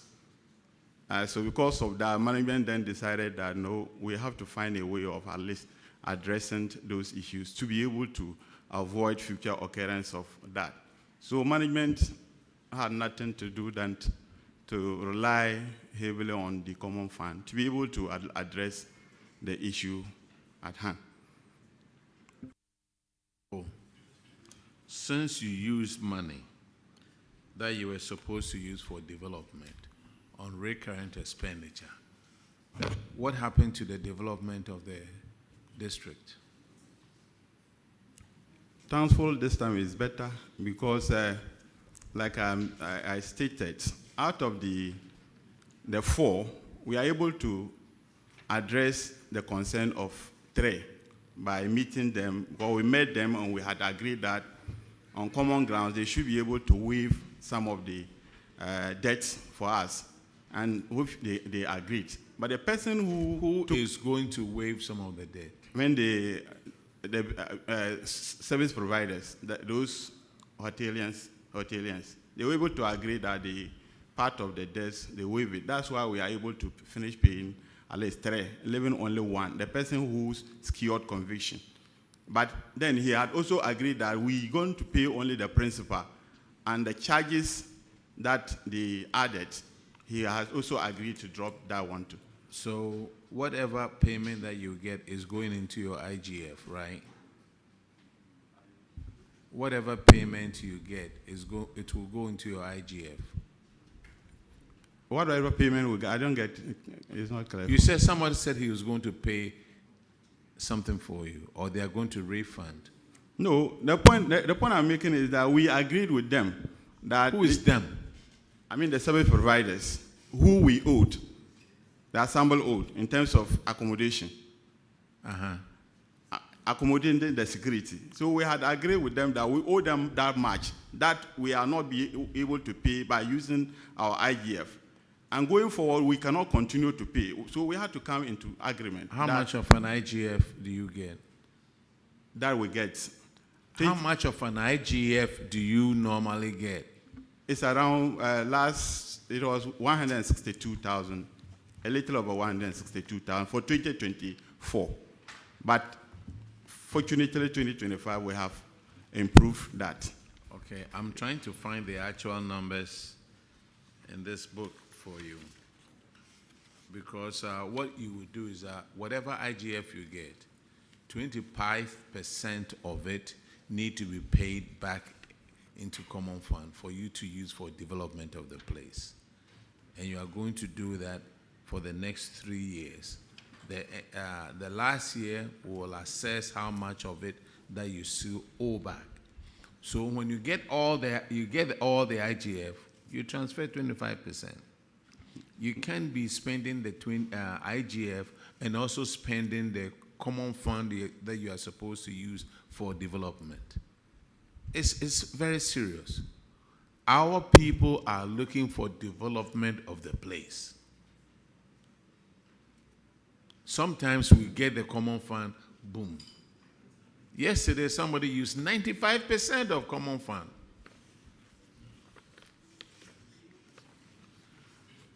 Anyway, I will move on. The next infraction is on paragraph 431, and Honorable Simon Aworigo will handle that one. Thank you, Chairman. Your administration block, the 2-story, what's the state of it? Is it complete now? Thank you very much, Madam Chair. It's not complete yet. What is the problem? We have made an effort so far. When I took over from my predecessor, last year, 2025, he wrote to the Ministry of Local Government informing them about the project. So when I took over from him, I also wrote a reminder to the Ministry of Local Government, and I went there in person with my Honorable DCE. So when we got there, we were informed that we should add it to our 2026 budget. We should add it to the legacy project. So Let me ask you this. What do you mean by a legacy project? There are projects that have been started in the district, and also projects, ongoing projects that are not complete in the district, and then rehabilitations. We Those normally projects. hear the word legacy project when we come around the northern region. These are projects that all of you started. They are assemblies. They go there, our builders with their assemblies and some of your MPs. You want to build it, you want to build a road to heaven and this and that, then you start small here, you start small here. Then they come to us, excuse, common fund to build it because of conflict. Then they are using the common fund, then you are using the IGF. You see where the problem goes. So we just run circles. If we don't bring development, there will be more conflicts. So we cannot choose between development and then we cannot choose just to take care of conflict. But if we have development, conflict, I believe, will go down. Thank you very much. The auditors noted that they requested for documentation on the contract and you couldn't provide them. Do you have them now? No, actually, we couldn't get documentation on the contracts. We went to the ministry and we couldn't get it. But we were advised to budget for it in 2026. So we have put it in adverts. We have advertised the project and we want to award it. So we want to use 2026 and then 2027 to work on it, budget to work on it. Has that contractor been terminated? Because the contractor is one Tumbihi or Tubihi, MS Tubihi. It's a company, it's a limited company. I've just read from the report that the contractor has passed on, is dead. But the company should still be around. Have you tried contacting the company? Because it's a company. Yes, please. It's true that the contractor has passed on. We really tried getting in touch with the family. So it is only the son that we were able to talk to the son. And the son too, it seems they won't be able to continue with the project again. And then we also spoke to the consultant. Fortunately, the ministry, they were able to get us in touch with the consultant. So we spoke to the consultant too. So we are still on it to see how best we'll be able to work on it. So it means if you re-award the contract, there won't be any legal issues. You don't owe them money and they won't come after the assembly. Is that the case? For now, no. Do you have an administration block at the moment? We are currently operating at the area council, Cherepon Area Council. Will that not be a good reason why you should do more to get this complete? Yes, please. That's All right. what we are doing. I want to read a section of the Public Financial Management Act to you that places responsibility on you, the Assembly, especially the coordinating director, to ensure that this project is complete. Section 52 of the Public Financial Management Act 2016, Act 921 states, a principal spending officer of a covered entity, state-owned enterprise, or a public corporation shall be responsible for the assets of the institution under the care of the principal spending officer, and shall ensure that proper controls exist for the custody and management of the assets. And so you have a duty to ensure that you manage this properly, it is complete for the benefit of the people. It's going to cost more if you allow it to stay on, it's going to deteriorate more, and that is not the best use of public resources. So I'll encourage you to do more and ensure that the project is complete for the use of the Assembly and the public. That'll be all. Thank you. Thank you very much, Honorable.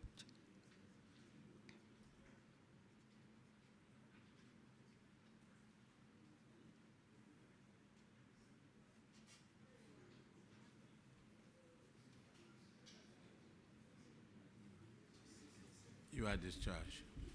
Thank you very much. Thank you. Hold on. The deductions. Do you have any deductions coming out of your common fund? No. No. Yes, please. Apart from, I think that was first quarter that SIP and then those things that was deducted as source, first quarter. But Yes. second quarter, all was paid to us and then we paid them. Third quarter, the same thing. So everything is sent to you, Yes, and please. you pay out on SIP and everything else that you need to pay. Yes, please. Wow. Okay.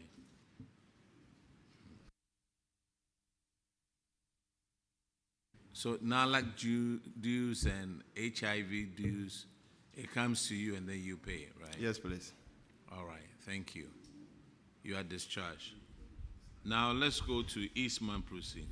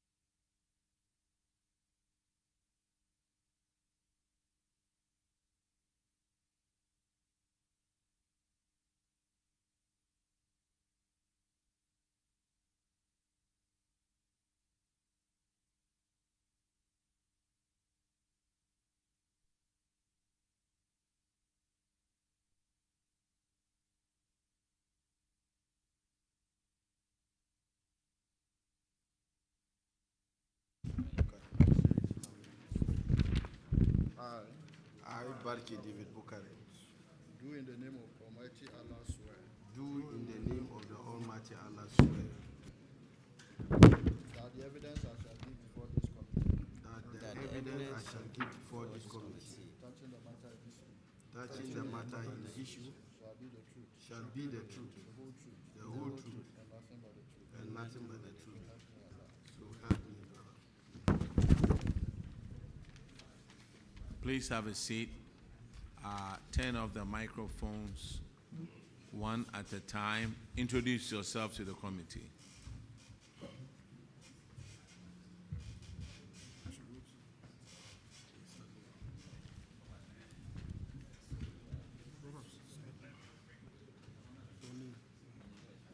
Please introduce yourself to the committee.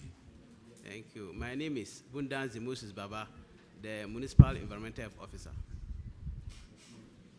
My name is Bawa Abdelhamid, Municipal Finance Officer. My name is Barchi David Bukare, MC for Eastman Prusi and Dean of MMDCs in the Northeast region.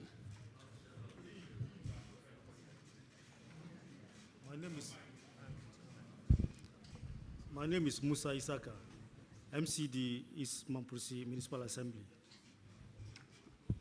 My name is Abdallah Hafiz, Internal Auditor.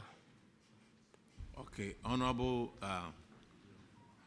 Godfrey Jassa will handle your issue at paragraph 440. Thank you, Honorable Chair. Honorable DC, your issue has to do with some infraction on skip tracks and refuse containers. As you know, you signed a contract in the sanitation improvement package with Zoom Lion, and the auditors, however, found that one of the skip tracks is broken down, and also there's 4 of the refuse containers are damaged. You were supposed to notify them, and then they take steps to repair or replace them. What is the status now? Thank you, Honorable Chair. I think in relation to the skip track, it has been replaced. The skip track has been replaced, and we have notified them, and that of the containers, there were 4, and those particular 4 containers too have been replaced. Thank you.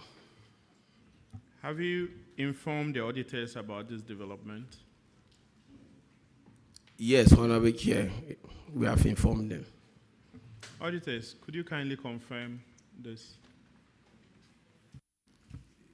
Yes, Honorable Chair, the truck has been replaced, and then the 4 containers too have also been replaced. Do you have any comment on it, Zoom Lion?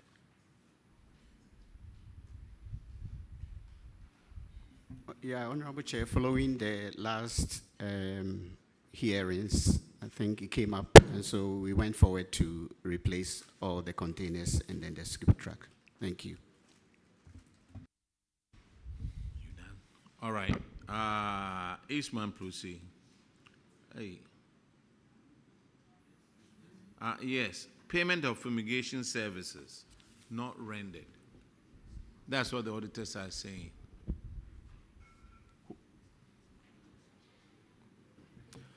Honorable Chair, I think in relation to the fumigation service, yes, we made some payment, and I think the activity was carried on. But I'm very certain that because it's a process, those they got in touch with, they did not have enough information with regard to the fumigation, and we have evidence, pictures of the fumigation where it was carried out attached to our appendix. What? Pictures of fumigation? Yeah, when the activities, when it was carried out. Can you take pictures of fumigation after it's been done? No, when it in the process, we took pictures. So you were there when it was Zoom Lion? No, Zoom Lion did it, but came there to do the fumigation. And after they had done the, you took pictures when the fumigation? No, it is not after the order. During the fumigation, the sanitation officers, yes, they were in charge, and they took pictures of it, which is attached to our report. And when the auditors came, how could you prove to them that fumigation was done? I think it was handed to the environmental sanitation officer in the municipality. Is he here? Yeah, he is here. Environmental person? Yes. Yes, sir. How do you document fumigation? We document the fumigation process through reporting. Through what? Reporting. Reporting? Yes, and pictures. And pictures? Yes. When the auditors came, did you have any reports for the auditors? There was a report. And you gave them to the auditors? Yes. They called me, the auditors called me in their office requesting for the report, and I submitted the report to them. So if you did, why would they say that there was no documentation? Why would they say that there was, no services were rendered?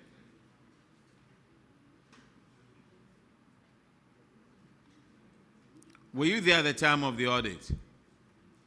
2024, were you there at the time of the audit? Yes, I was there. And you gave that auditors. Could you please come in, sir?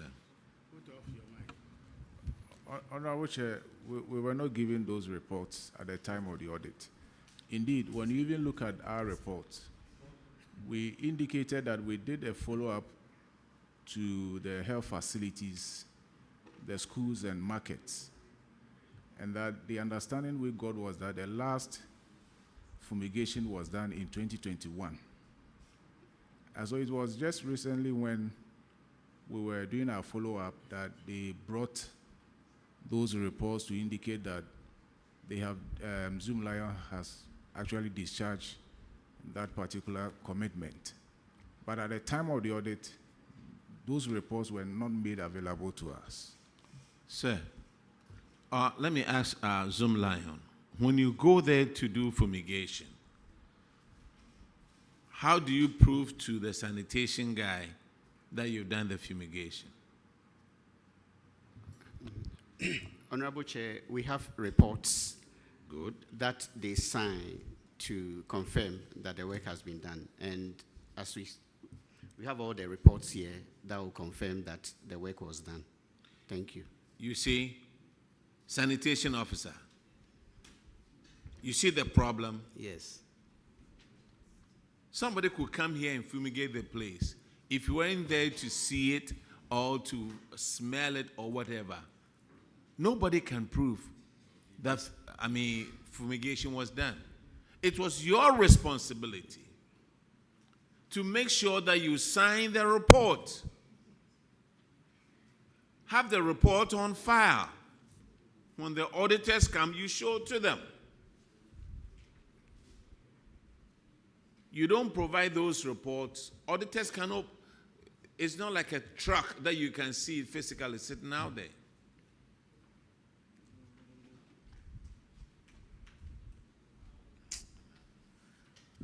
So how many times in a year fumigation happens? Thank you very much. They do it quarterly. So sometimes it depends upon the time. For example, the rainy seasons, fumigation or disinfection is more rampant due to the infestation of houseflies and other rodents. But that of rainy season, the dry season, is normally not high as compared to the rainy season. So in a month, they can do 1 or 2 times in a month. Question I'm asking, you're not answering my question. I say, in a year, how many times did this fumigation happen? So, Honorable Chair, I think on a normal, we are supposed to, the exercise is supposed to be done 4 times in a year. That is quarterly. But when there is the need, then the number increases. For example, the outbreak of disease or something, then the number increases.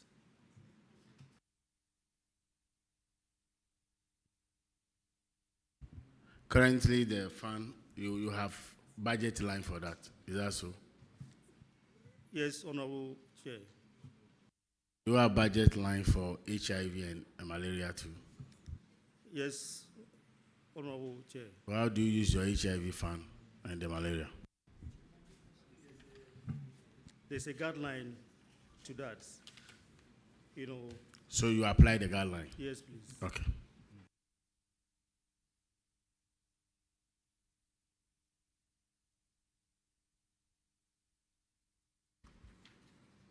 Sanitation officer, pick up your game. When Zoom Lion is coming, they inform you about it, don't they? Okay. When they are coming, do they inform you about it?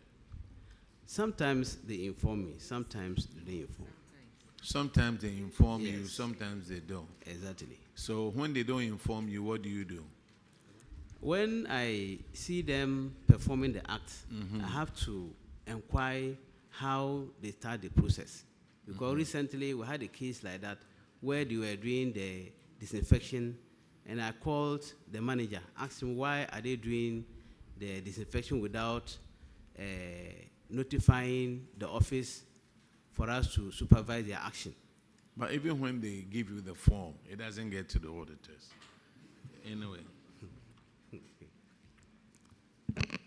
Sir, the person who just spoke, please, what role do you play in the assembly? Sanitation. You are the sanitation. Yes. You should own the process. Okay. Zoom Lion does not tell you when they want to come and spray your place.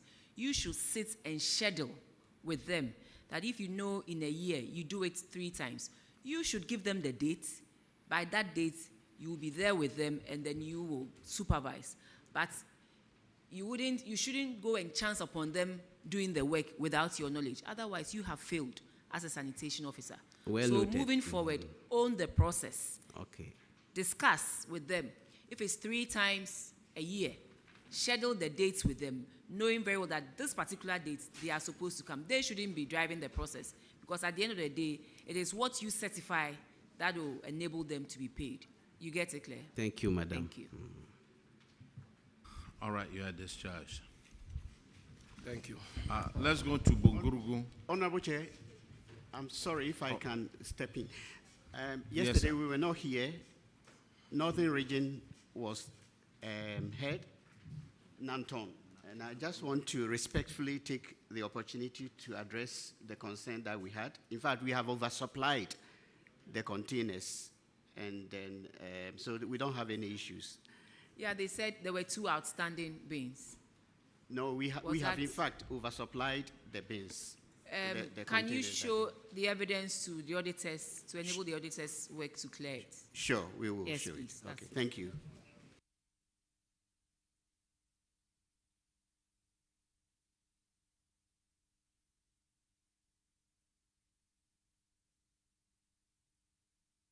We have the Bungunguru Naponduri, right? Hello? Do we have Bungunguru Naponduri? Yeah, please. Make some noise and sit down. Okay. Now take the oath.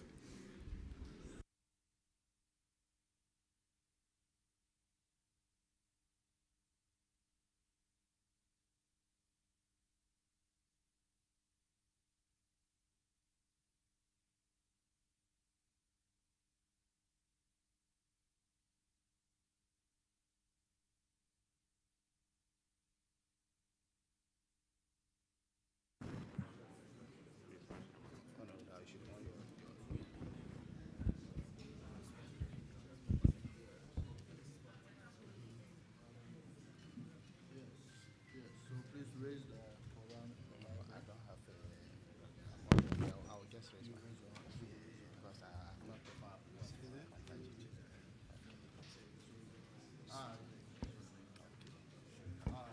I, Ali Joseph Lacho, do in the name of Almighty God swear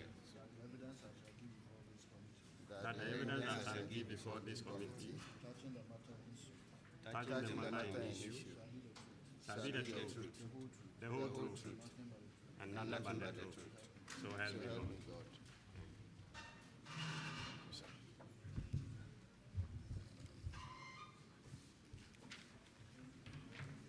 Please introduce yourself to the committee. I'm Ali Joseph Lacho, the DC for Bunkuru Nakwando District. I'm Saka Isa Sadrat, the Acting District Coordinating Director. I'm Yahuza Tiadam, Internal Auditor. Okay. I'm Abdul Karim Abubakar, ED, District Finance Officer. Thank you. Your infractions will be handled by Honorable Frank Eboa. Thank you, Mr. Chairman.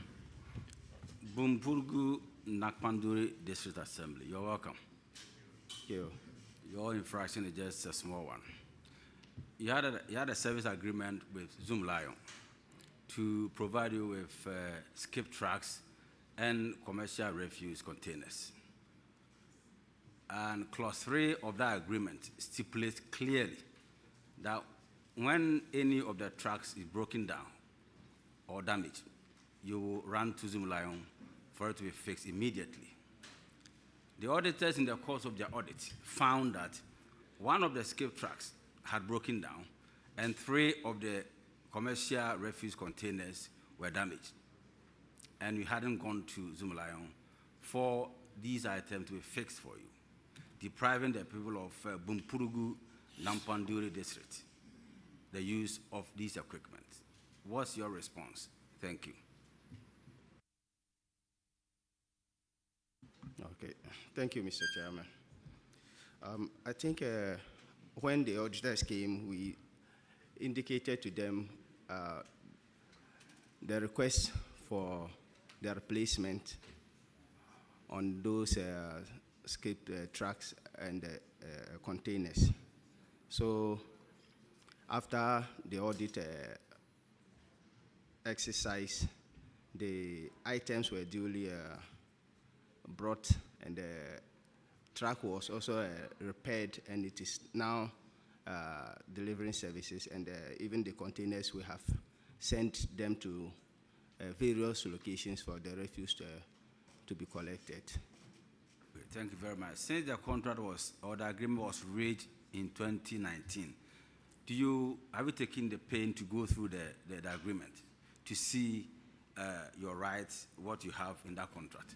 Because if clause 3 gives you that right to run to Zoom Lion when the containers are broken down, why were you not invoking that clause? But we were waiting for the auditor to come before. Mr. Chair, thank you. We provided them with a written correspondence that we had reached out to Zoom Lion for their placement. It's just that they hadn't, as at the time of audit, they hadn't responded to our decision. I think we have two correspondence with Zoom Lion then. So when at the time of the audit, they hadn't yet provided it. So right after especially I think 2 days or a day after the 2024 Auditor General report came out, the containers were there. So I notified all this service. I notified them that they had been brought, and then they came for verification. And so how many days or months were you there without the skip track and the 3 damaged containers? That's what you say. I can't say of it, but at least it was a couple of months, because Mr. Chair, I think that, I don't know, but you have clause 3 of the contract giving you the right to run to Zoom Lion when there's a problem. So why must you sit when you knew that that clause was there to guide you or to protect you, but you didn't utilize it, you didn't invoke it? I hope you put the right measures in place going forward so that this thing will not happen again. I don't know if that's the case. Noted. Noted, sir. I'm asking whether you put right measures in place, because Zoom Lion is in Ghana. Zoom Lion is not out of Ghana. So I don't see why you cannot have a schedule officer at your end, so that when some of these things happen, just phone call, and then they come and repair it for you. I think that you need to up your game. Right. Okay, thank you, Mr. Chairman. I think I'm done. Okay. Thank you. Basically, what he's saying is, if a truck breaks down or there is an issue, call Zoom Lion. That this is faulty. Come and fix it. But you won't do it till you wait. You wait till the auditors will have to come and tell you. You auditors, have they brought in the containers? Can you confirm? Yes, Honorable Chair, we can confirm that. All right. Thank you very much. Zoom Lion, do you have a comment? Yes, Honorable Chair. Respectfully, I think the reference of 2019 contract is a challenge. I think it's a problem. The contract to be referred to was actually signed on the 3rd of January, 2024. So the audit is actually referring to a wrong contract.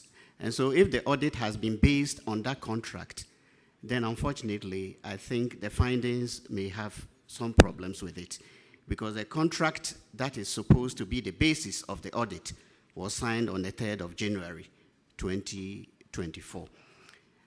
Secondly, respectfully, I need to also state that the containers and the trucks are the tools of trade of Zoom Lion.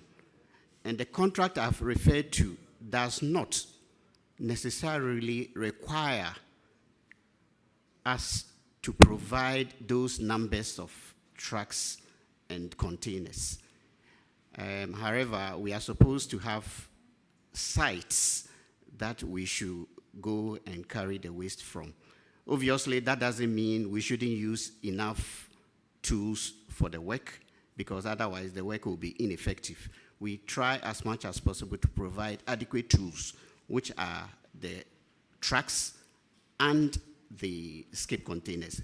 They belong, these trucks and equipment and the containers belong to Zoom Lion, and we use them as our tools for the work. They do not belong to the assembly. And the contract is explicit on this. When you read the contract, it clearly states who owns the trucks and the communal containers. Thank you, Mr. Chairman. Okay, Doc from Zoom Lion, thank you for the explanation. But the case in question is in reference to the truck you've given to them, given to the assembly, that is not working. It's not like they're asking for more trucks, that your part of your answer will be valid. This one is a truck that is on site that has broken down.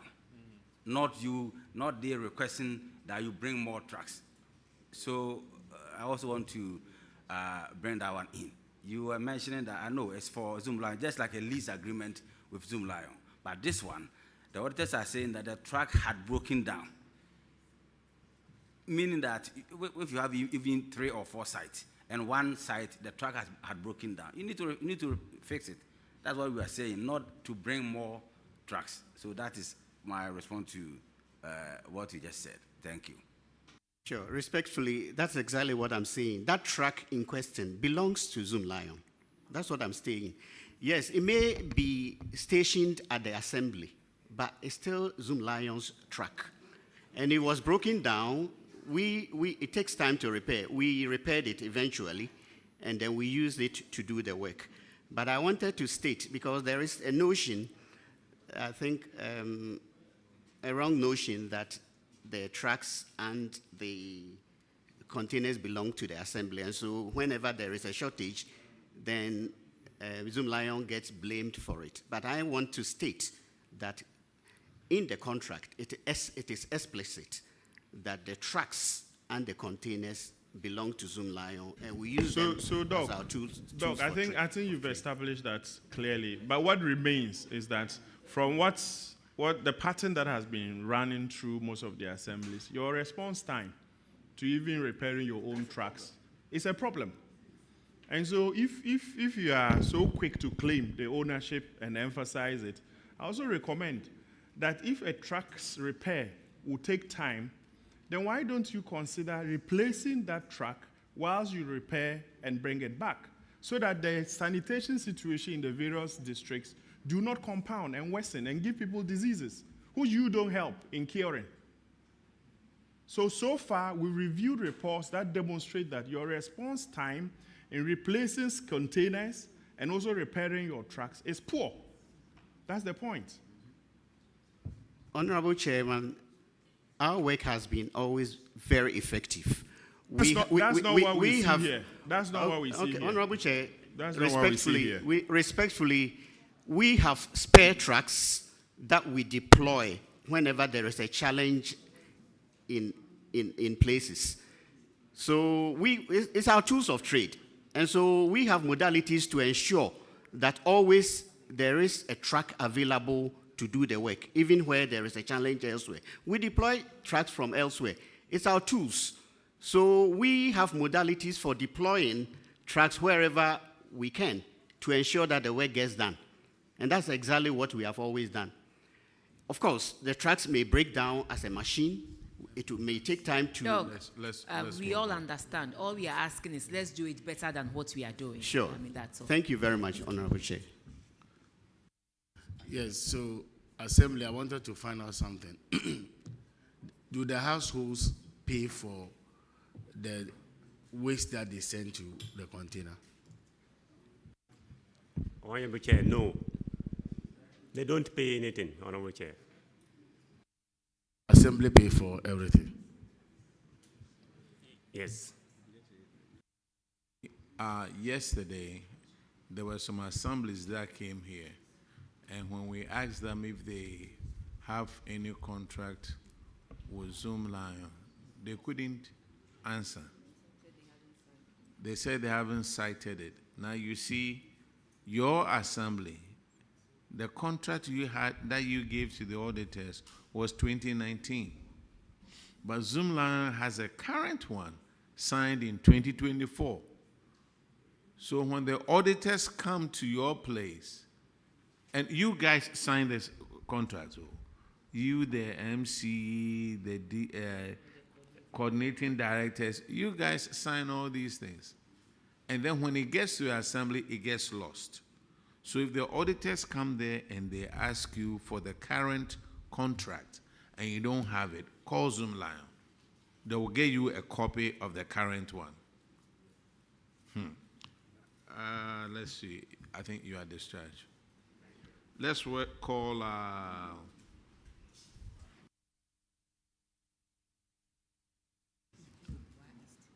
call Y East Municipal Assembly.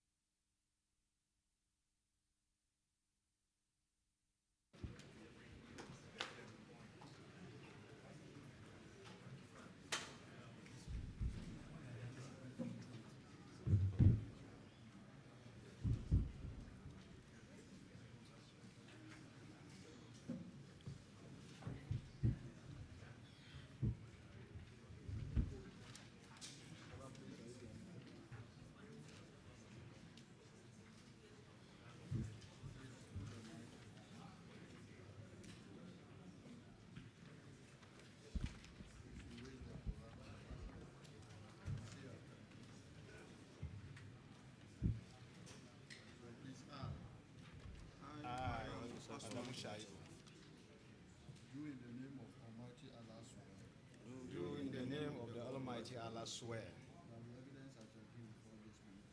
that the evidence I shall give before this committee touching the matter in issue shall be the truth, the whole truth, and nothing but the truth. So help me Allah.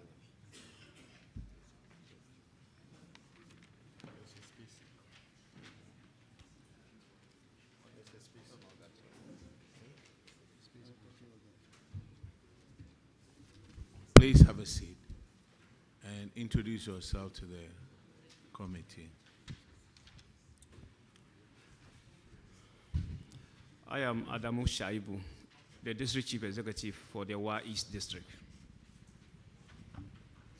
I am Alidu Abukari, the District Coordinating Director. Ishaq Muhammad Kunata, Internal Auditor. My name is Mariam Osman, District Finance Officer. Madam, please pull the mic closer. Mariam Osman, District Finance Officer. Okay, Honorable Frederick Ahinkwa will take care of that. It's in paragraph 593. Is your MP here? Yes. You must be very lucky. Thank you, Chairman. I believe this infraction borders 3 districts. Oh, okay. So, Wa East, per the District Assembly Common Fund Utilization Guidelines, you are supposed not to spend more than 10% of the funds on administrative costs. Per the auditor's report, they indicated that you spent to a tune of 228,000 in excess. And the reason management gave was that they were challenged with low IGF generation. Is that the situation? Yes, Honorable Chair. So,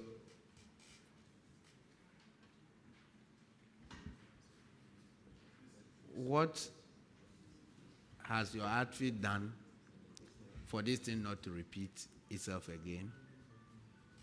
Have you improved on your IGF generation?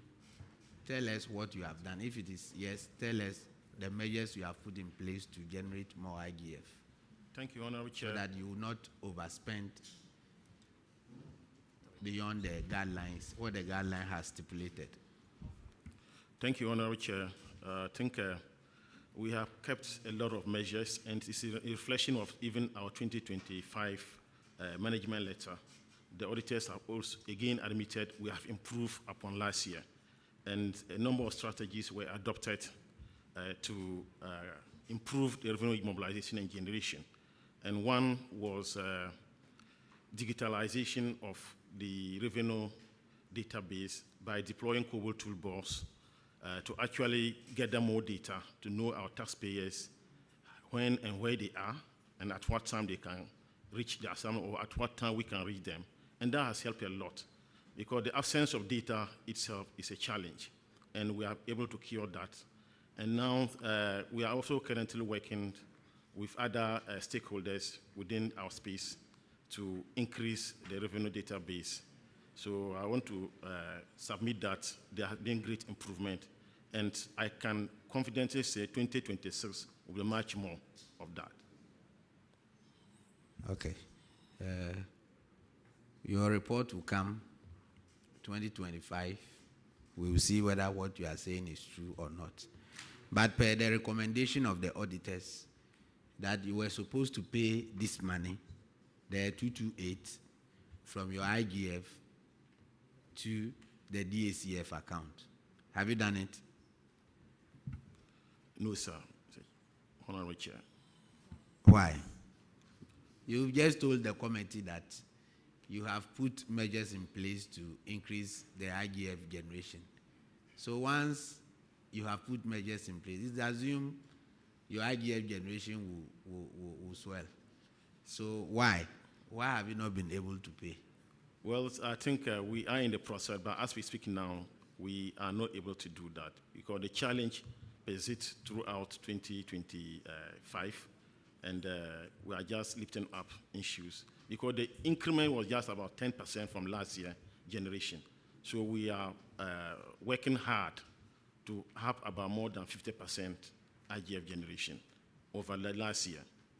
So have you made any attempt to pay part of the money or virtually not?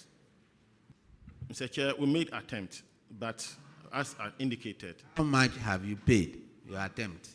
How much? For now, we've not made any payment. Then what is the attempt? Eh?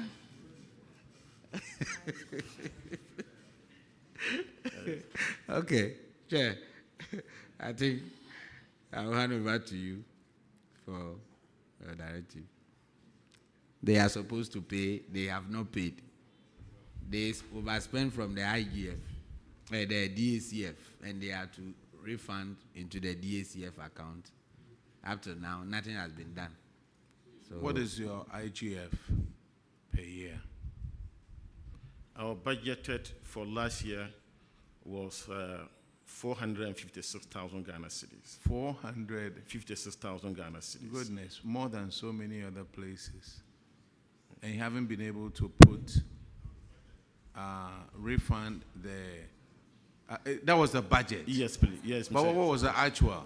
The actual was 315,420 Ghana cedis. So close. How much do you pay your collectors? They are commission commissioner. They are all commission collectors. Oh, that one is good. You don't pay them like 40,000 like other assemblies do, where they collect 2,000, 3,000. Sir, that's not a choice. You cannot make a choice whether you are going to pay the money back to common fund or not. You have to. And you really don't want us to make you do it. You don't want us to make you do it. It will not be fun. So make sure 25% of yours you pay back until you pay off the debt. Well noted, Honorable Chair.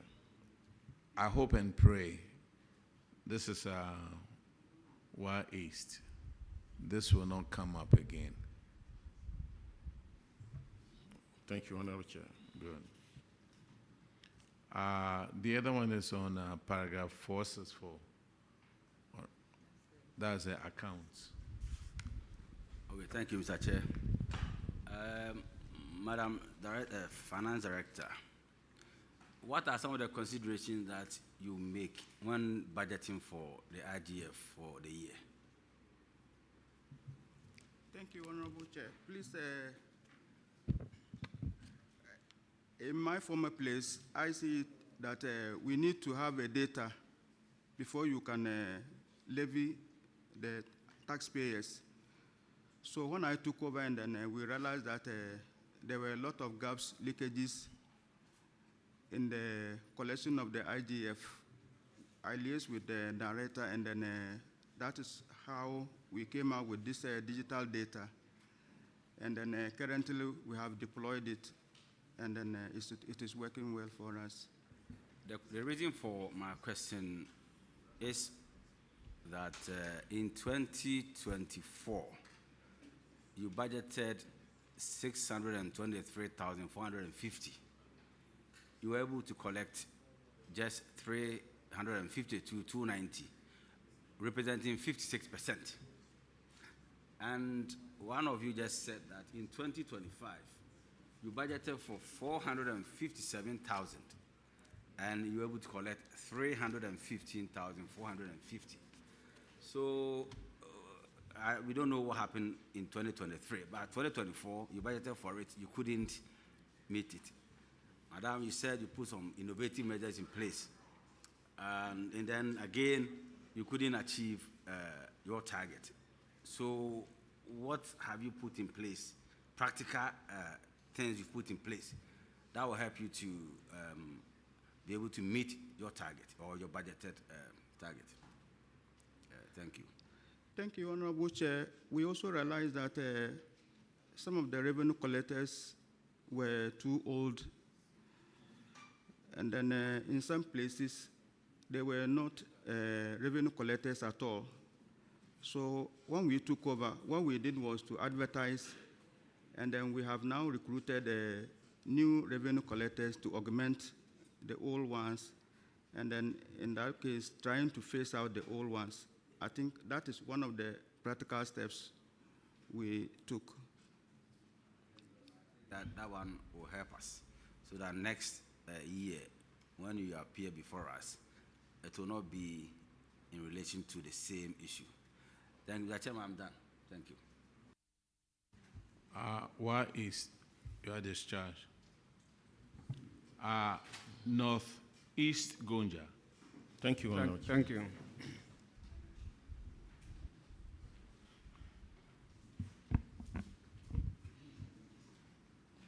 Honorable Chair. Yes, please. I thought they had other issues. East, why East? Hold on for a minute. What is the other issue?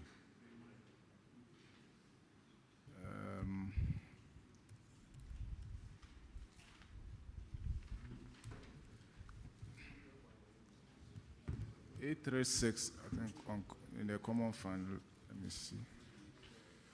Check for me. Common fund. 836. Yes. Oh, there's nothing.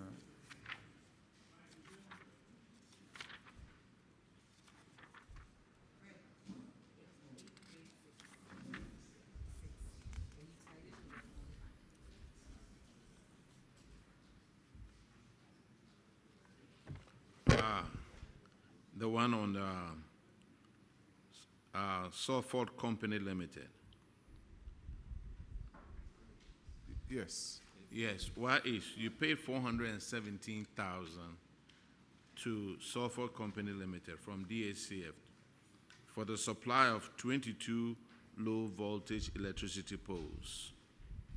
However, the payment was not supported by the relevant and required expenditure documents needed to authenticate the transactions.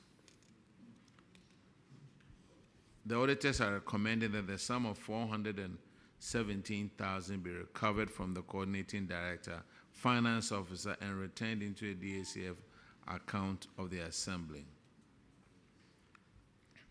What has happened to this instruction?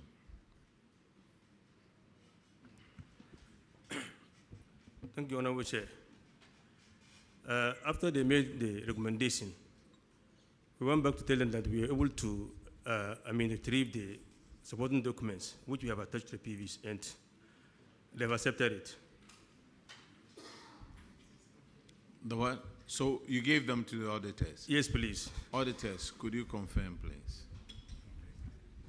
Yes, Honorable Chair, they have provided the relevant documents to support the payment. That is after the report has been issued. Okay. All right. You are. They're small. They say they don't see the MP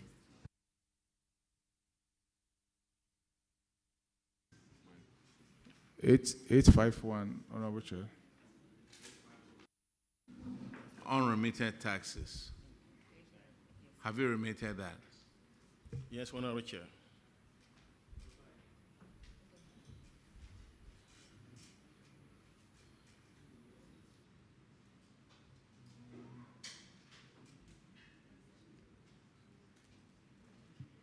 Oh, the amount of money that you pay for the electricity poles or whatever, you took taxes out of it. Yes, Honorable Chair. And have you paid the taxes? Yes, Honorable Chair. Auditors, could you confirm, please? Yes, Honorable Chair, they have made a payment. All right.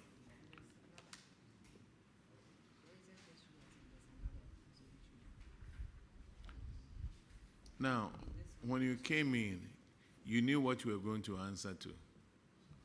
I guess maybe when we did the two, and then I said you were discharged, it's like, yeah, those people, they've forgotten about it, so let's go.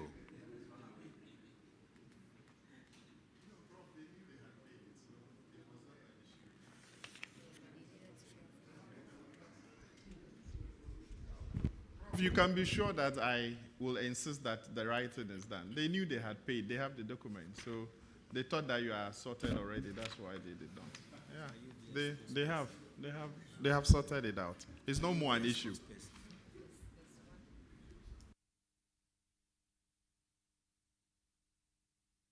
We are searching for one more. Prof, be assured you will not get. No.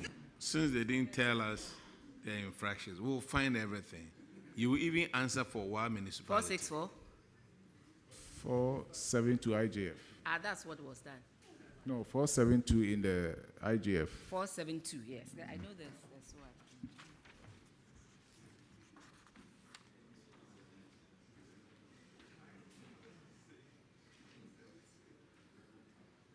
Yeah. Judgment debt. Is that it? No. Yeah.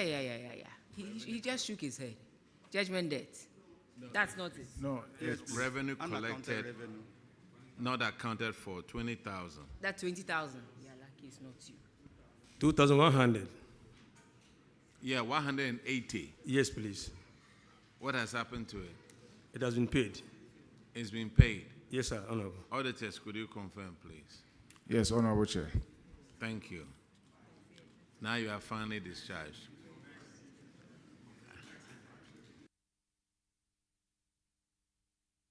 Thank you, Honorable Chair. I called Northeast Gonja, right? Hello. Northeast Gonja, okay.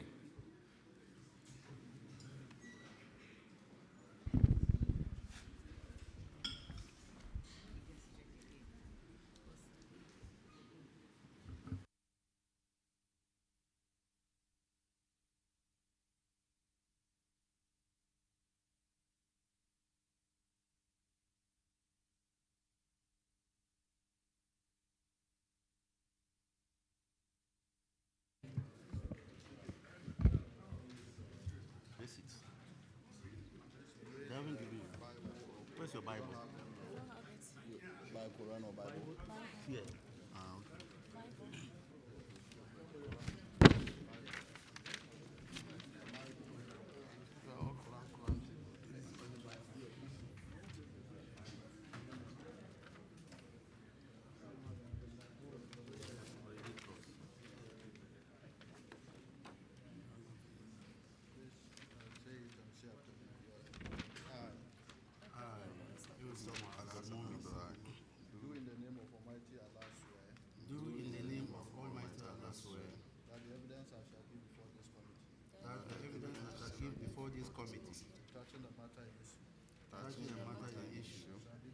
Shall be the truth, the whole truth, and nothing but the truth.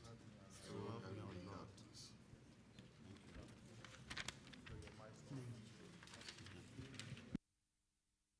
Please introduce yourself to the committee.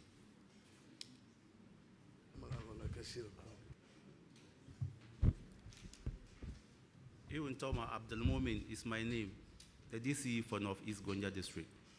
Thank you. Palibi. Northeast Gonja District, Palibi. Yes, madam. Honorable Alhaji Iwun Toma, Alhaji Alasa Mumuni Ababio.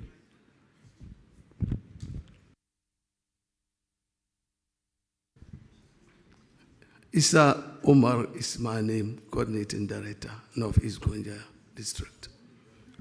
My name is Alasan Abdullahi, Northeast Gonja District Finance Officer. Bakari Agbaloso Augustina is my name, Internal Auditor. All right, Honorable Adam Agbana will handle this one, please.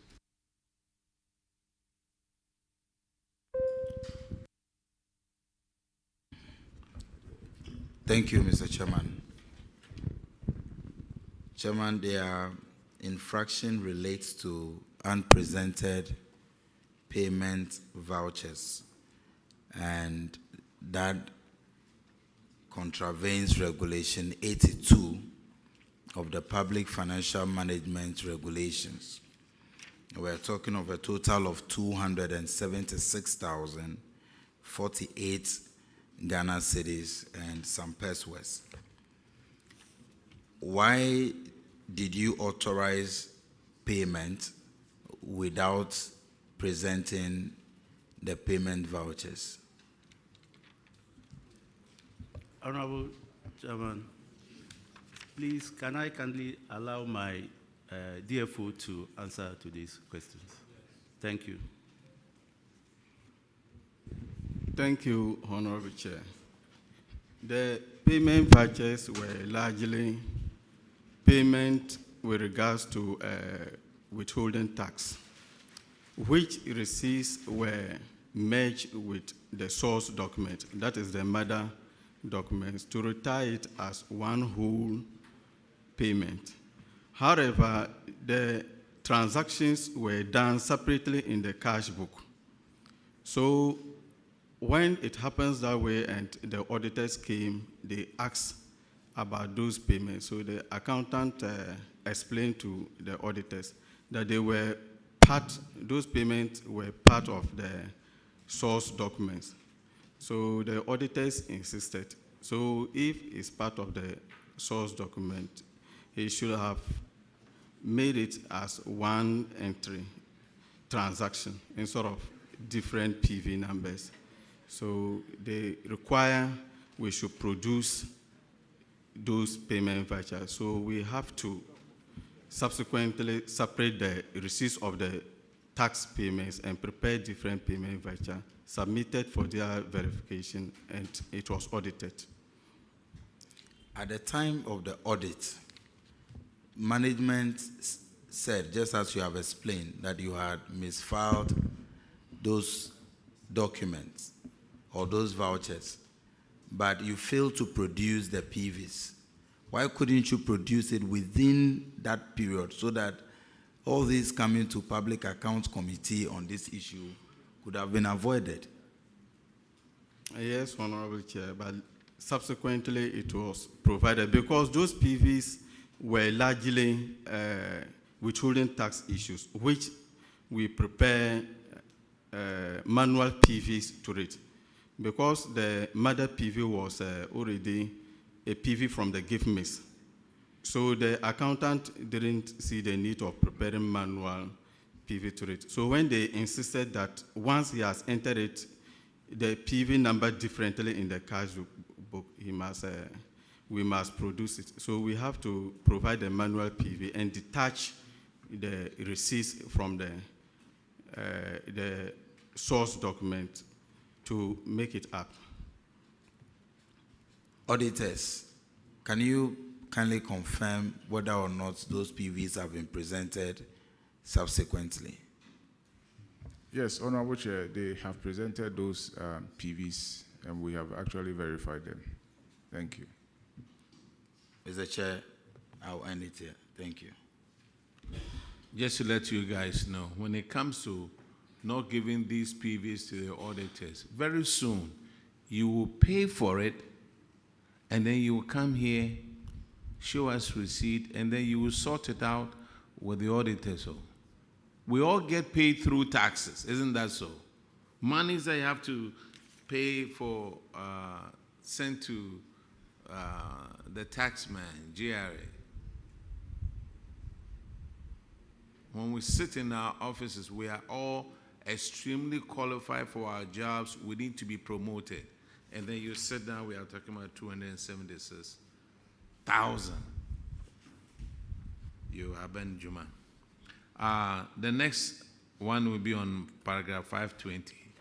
And Honorable Duke William Alan Kwame Amwakwata Oforeata Akufo-Addo. Thank you, Mr. Chairman. The infraction, expenditure not supported with relevant documentation. there was a vote of 69,668 cedis being part payment of renovation works at a CHIPS compound facility. The auditors noted this transaction in GIFMIS. And you know, GIFMIS requires approvals.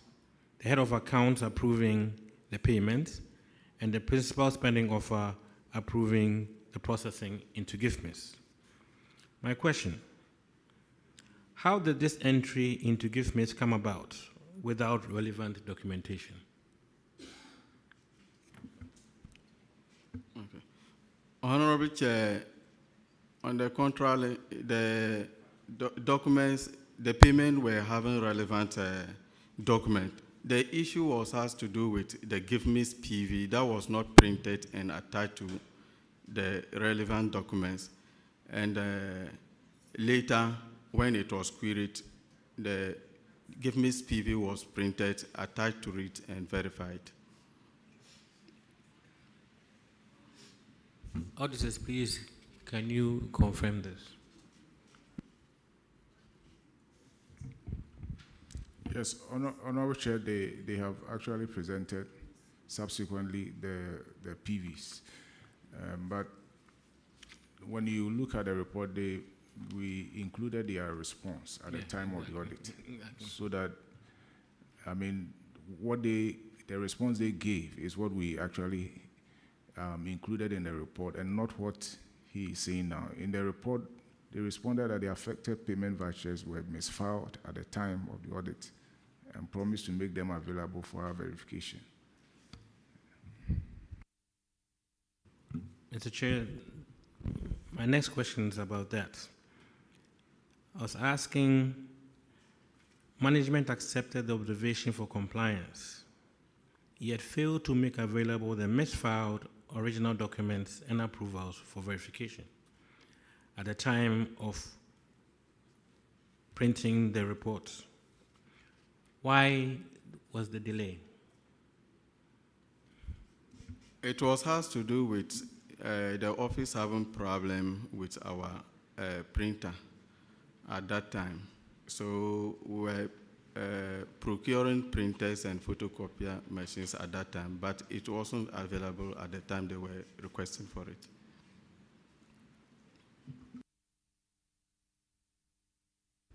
So it was a question of printer and not misfiling? Both. It cannot be both together.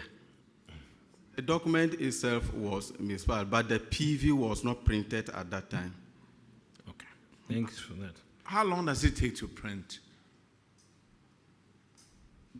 It wouldn't take any time, but there wasn't any printer available, working, functioning printer available in the office. How much is a printer? That cost, actually I can't tell, but it was around 2,000 to 3,000. Look, 4 of you came here to answer these questions, and you were from Northeast Gonja. It will probably cost you more than 2,000 to come here and then come and answer the questions. Isn't that so? Didn't you guys buy fuel? We did. Did you come in this morning or came in yesterday? We came this morning. You came this morning? Yes. You are going to get some per diem for coming. Isn't that so? Not necessary. Not necessary. Then we'll make sure you don't take any per diem. It will probably cost you over 2,000 to come here, come and answer these questions. Common printer with the auditors there. If you were supposed to send something to head office so that you get promotion, you would have found a printer. You see, the way that you guys treat the auditors, that's why you are here. When the auditors come, you really don't care. Oh, PFI, oh, what is it? You wait. I'm done. Thank you. All right. Honorable Shirley Che, you have a question. Thank you, Honorable Chair. Honorable MC, What's your staff strength like? Or DCE? Are you DCE? I'm DCE. Okay, your staff strength. About 126. I'm Okay. told. How productive would you say your staff are?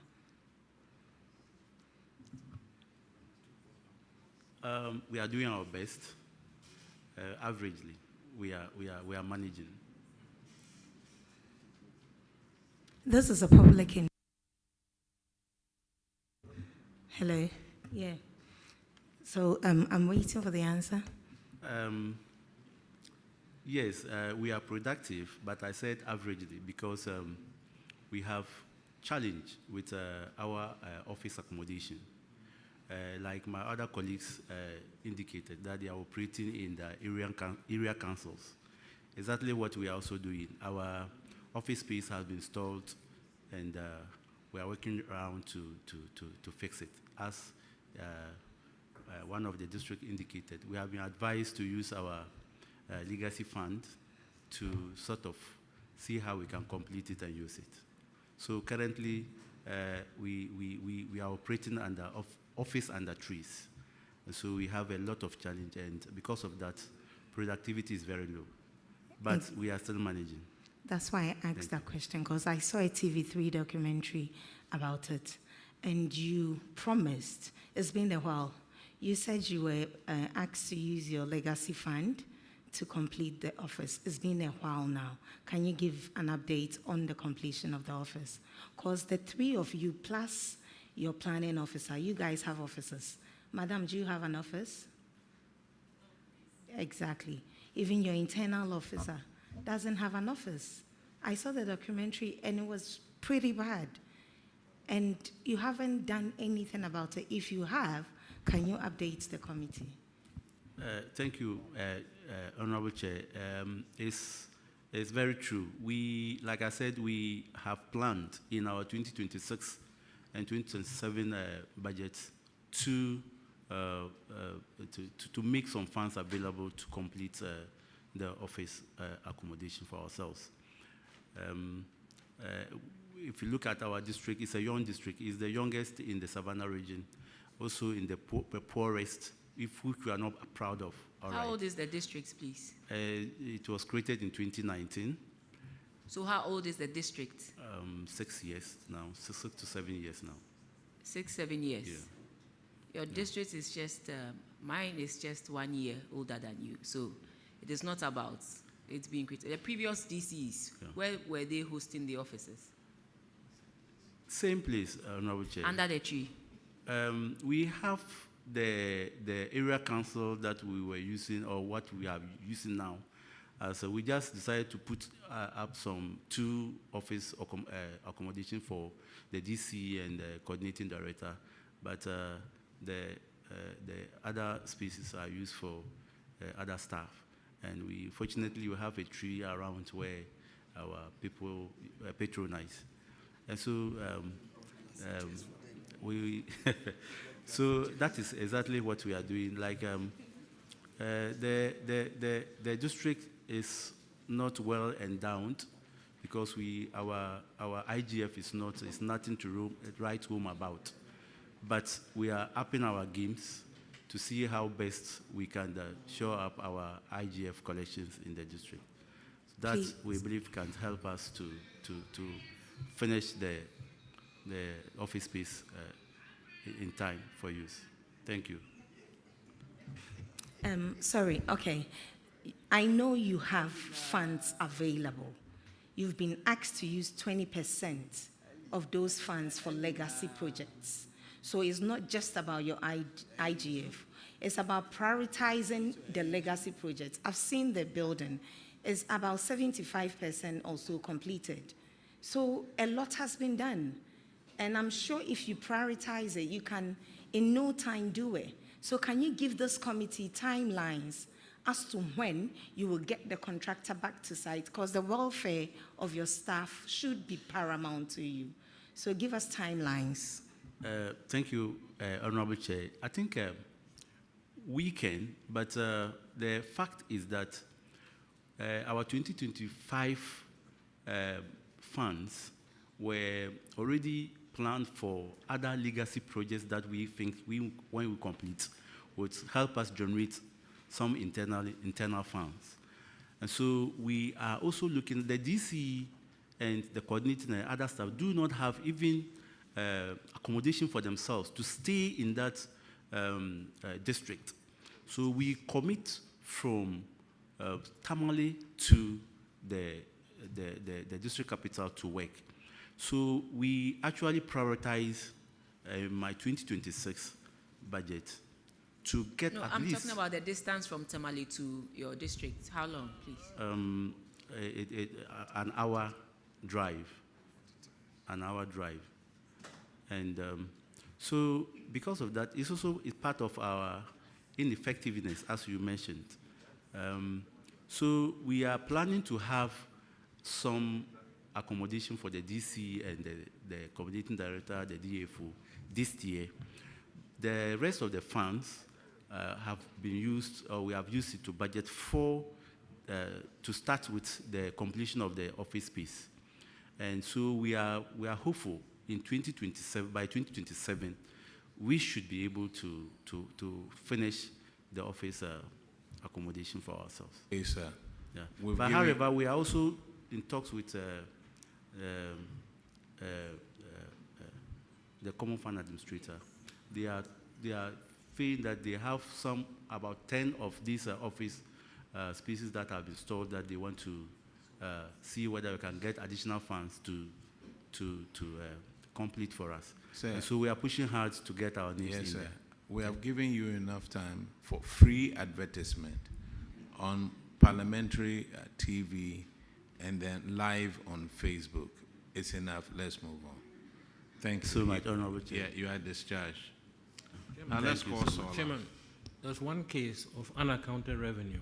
Unaccounted revenue, where? Yes, please. It's at 412 in the accounts assemblies for financial year. They have an employee. That's your question. Yes. You have an employee, Adam Yaya. He collected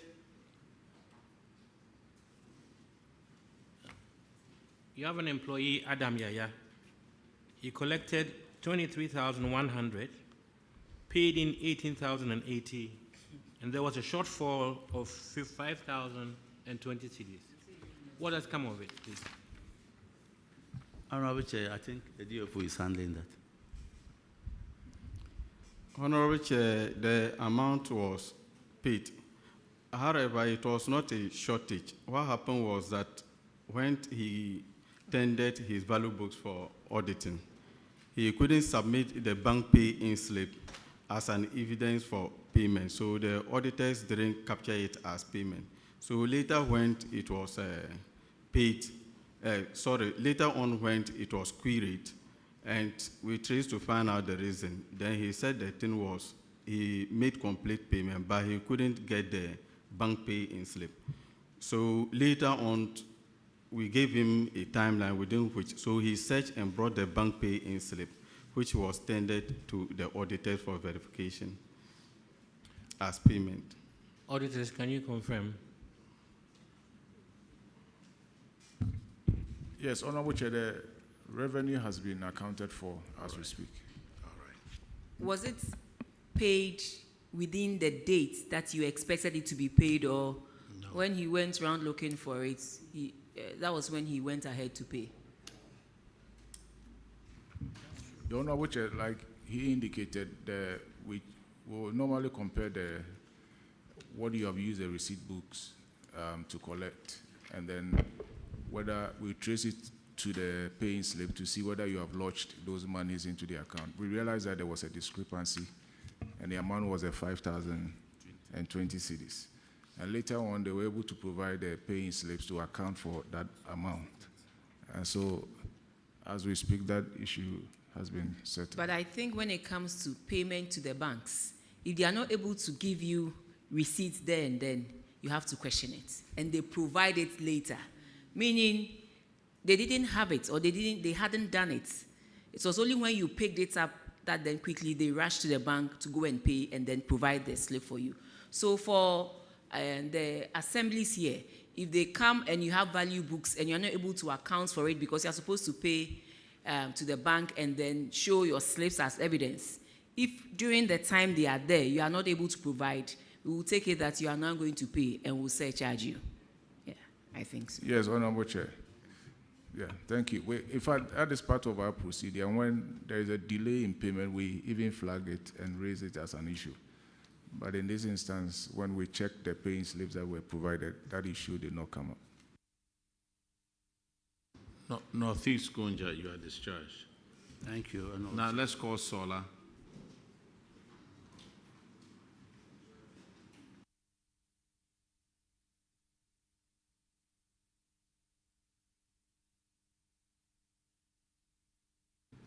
Is there an East Gonja?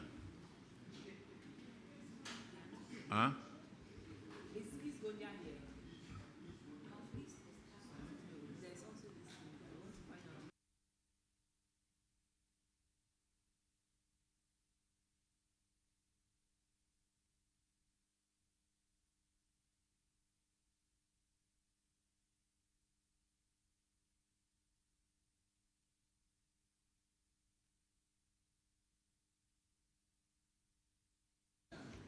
Yes, Northeast please call Gonja. Northeast to come back. Yeah. Northeast Gonja. Come and sit down. Come and sit down, please. One more question.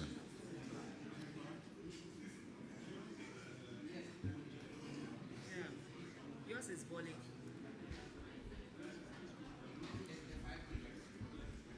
We nearly escaped. You are not done yet. Sorry I had to discharge you. But I have another problem on paragraph 539, and Honorable Frederick Ahinkwa will handle that one.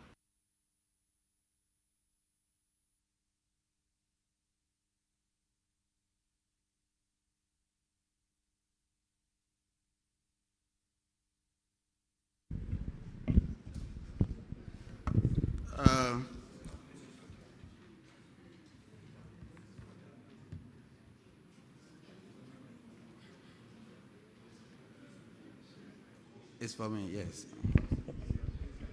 Thank you, Chair.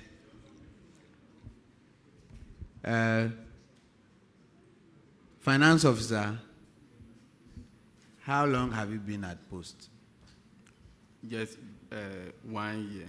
1 year? Yes. But I was already there as an accountant, assisting the district finance officer. Okay. Then listen to me.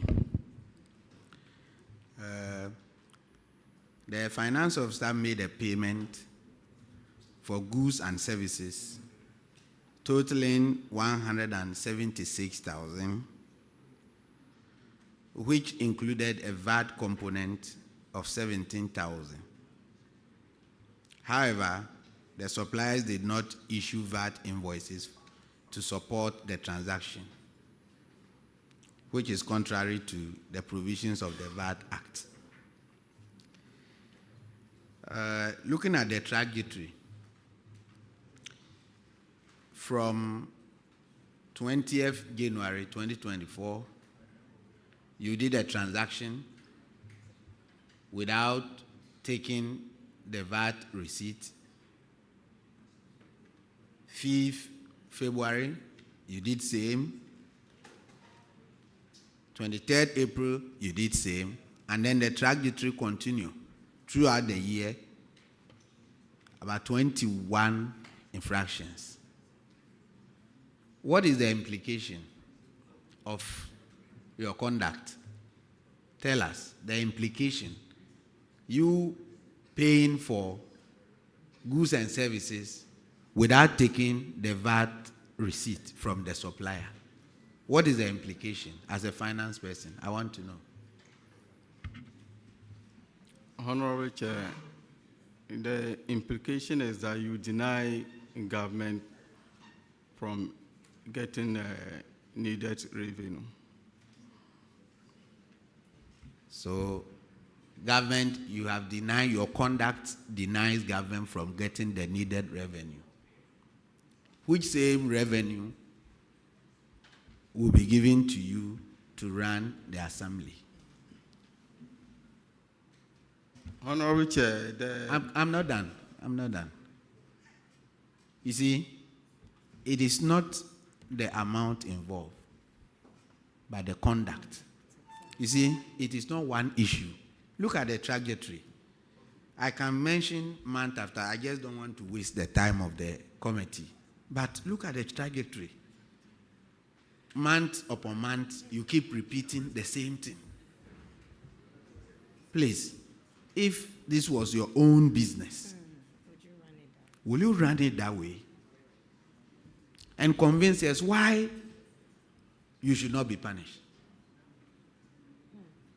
Convince us why you should not be punished. Because you can't tell me this is just an oversight.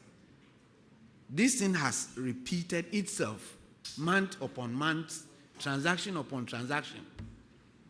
And the money we need to run the country, you are denying government, yet every quarter you are waiting for your common fund account to be credited. Should the government conjure from heaven? Talk to us. Why you shouldn't be punished? Honorable Chair, the transaction, the lapse was not done deliberate. It wasn't, the lapse wasn't done deliberate. The 21 infractions were not deliberate? Yes, Honorable Month Chair. upon month. Let's go through it. You listen. Let's go through it. I started with January 20th, 2024. You did same. You did a transaction to an amount of 13,400. There was no VAT receipt from the supplier. Then on the 5th of February, you did same, 5,000 transaction, no receipt. 23rd April, you did same, 15,000, no receipt. It continues. 19th April, you did a transaction, 8,769, no receipt. 30th June, you did it. 18th June, you did it. 2nd June, you did it. 2nd June again, you did the same thing. 2nd June, you did the same. Then 8th August, 2nd August, you did same. The same 2nd, you did it. 25th July, you did it. And it continues up to November 2024.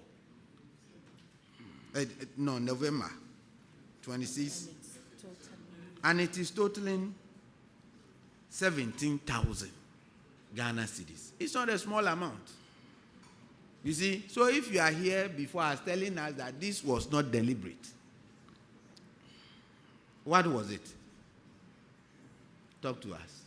The expenditure was done looking at the nature of our district. Some of them, there were cash payments that was made to our suppliers in the district. And the expenditure was done by giving out cash to them. If you look at it, you see most of them were snacks and what have you. So at the time of payment, the accountant couldn't collect the VAT receipts from them until the audit issues came. Sir. So when they... Sir, the honorable member asked you. We don't need excuses here. Was it because you didn't know the job or you really didn't care? That's what we want to find out. Because from January to December, you made these mistakes all throughout. If you don't know the job, then we demote you, put you somewhere where you need to learn. Or you just didn't care. That's what we want to find out.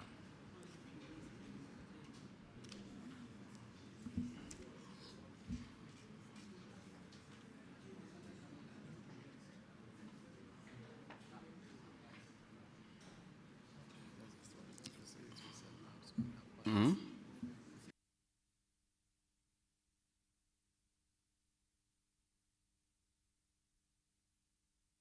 Honorable Chair, the receipts were not collected at the point of payment, which was supposed to be so.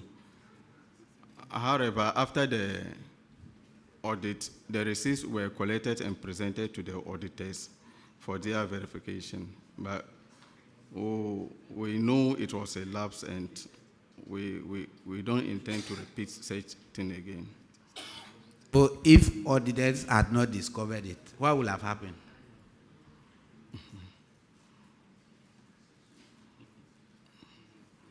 Honorable Chair, it would have been a loss to the government.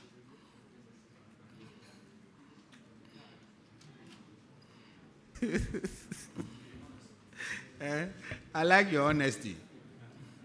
You see, but for how long will we continue to do this? A businessman taking monies from the government, the component of the money that is to be given to the government, we are denying the government. Meanwhile, every quarter, finance officer, you go to the bank to check whether there's an alert. But you know, it is some of these monies that goes into the consolidated fund, which in turn being distributed or sent to the various assemblies and agencies to operate. So if we are siphoning the government in this manner, how do we think the government should operate? You see, although the money to you is nothing, it is not the quantum of the money, but the conduct, the negligence is the issue. You see? Thank you, sir. Auditors, they are saying they have paid, they have recovered the receipts. So it means once you are producing the receipts, the invoices, it means you are paying the money. Isn't it? Yes, Honorable. Have you taken the money? Yes, Honorable Chair. Where is the evidence? The evidence is the receipts, the VAT receipts. Yes, Honorable Chair, they brought the VAT receipts or invoices that we have actually verified. So, auditors, I want to ask, so the VAT receipt they brought, that they tally with the various company? Yes, Honorable Chair. All right, thank you. Northeast Gonja, you are finally discharged. Now, Sola is here, right?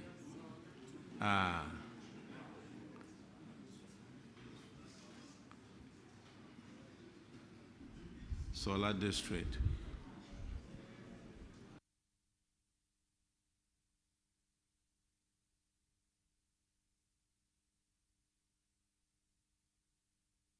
You want the Bible? Yes, the Quran. Okay.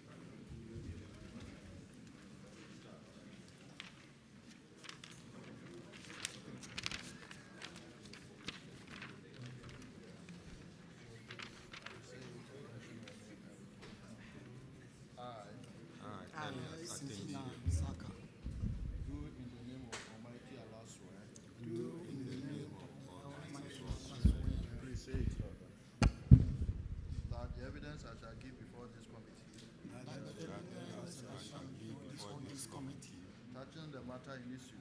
Touching the matter in issue. Shall be the truth. Shall be the truth. The whole truth. The whole truth. And nothing but the truth. And nothing but the truth. So help me God. Please introduce yourself to the committee.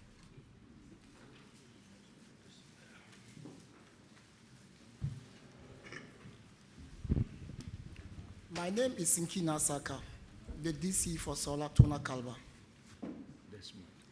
I'm Elias Atimbire, the District Coordinating Director, Solar Tuna Kalba. I'm Idrissa Sulemana, the Finance Officer. I am Muhammad Brahma, Internal Auditor. Honorable Desmond Paytu handed that.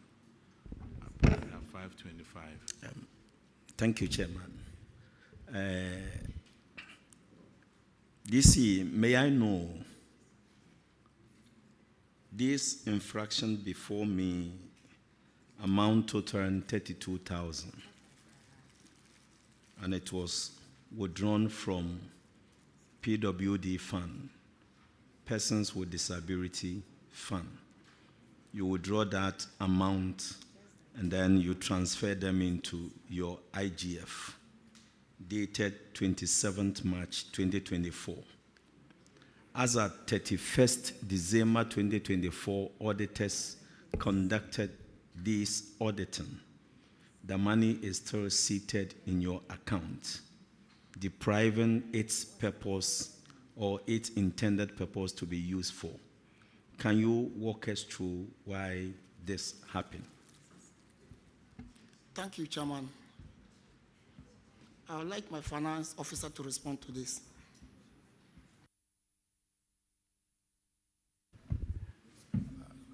Thank you, Honorable Chairman. The said money was money borrowed from the disability account to organize assembly meetings. But as the time they came, it was not paid back, but we later on paid it back to the account. As at the time they came, the money has not been paid back, but now it has been paid. Yes, sir. But first of all, let me find out from you. That money are supposed to use for a particular purpose, even though you've paid. But I want to know from you, why did you withdraw from that account, depriving them not to use? Why? Honorable Chairman, you know, normally, they normally come with their, when their monies come, they come with their request for payment. But as the time they came, that budget was not there.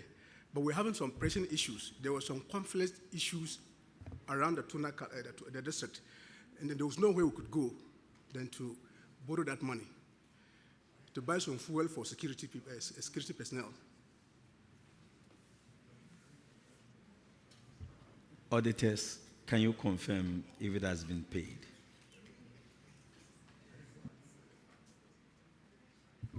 Honorable Chair, so subsequent to the AG's report, that is 21st of October 2025, they refunded the amount back into the PWD account.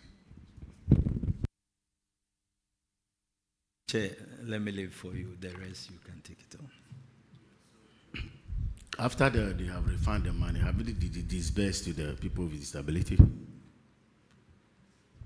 Yes, we did so. Well, when was that? We did it around this year, somewhere in February. This year, February. No, February. February. I want to find out again from you, in terms of conflicts, the security issues, have you been budgeted in your budget? Do you have a budget line for that? No, there was no budget for that. How did you manage to pay back?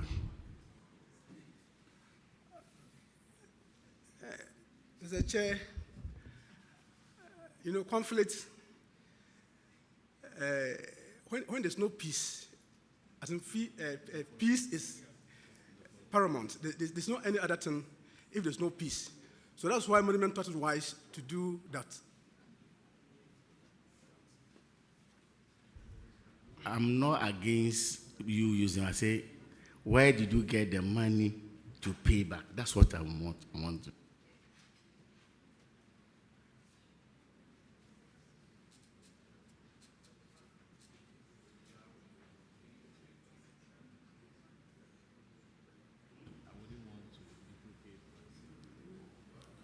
How did you pay? You say you pay back. Where? Which budget line did you use? Where did you get the money from? Tell us. Okay, we did it based on our recurrent, you know, the common fund, we have a recurrent amount in the common fund. So that it was based on some of our recurrent expenses that we used to pay it back.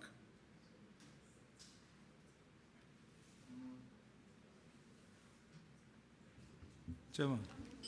Yes, please. Thank you very much, Chairman. This year, these are monies allocated to persons with disability. They are vulnerable in the society. So are you telling us that you didn't have any, they don't have any activity to use this 32,000 Ghana cedi for persons with disability? And you have to go and borrow their little 32,000, pay back without interest.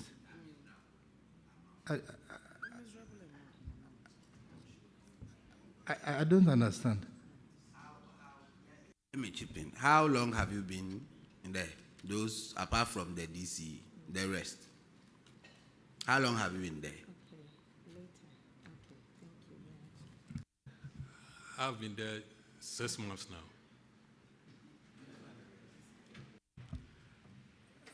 3 years. Yeah. Yeah, I was there. Yeah.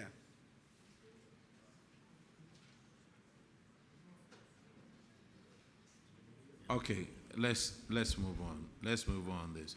You, the assemblies, you know what you do with the PWD account. I was in a different committee. We traveled throughout the country. We went to almost every district assembly.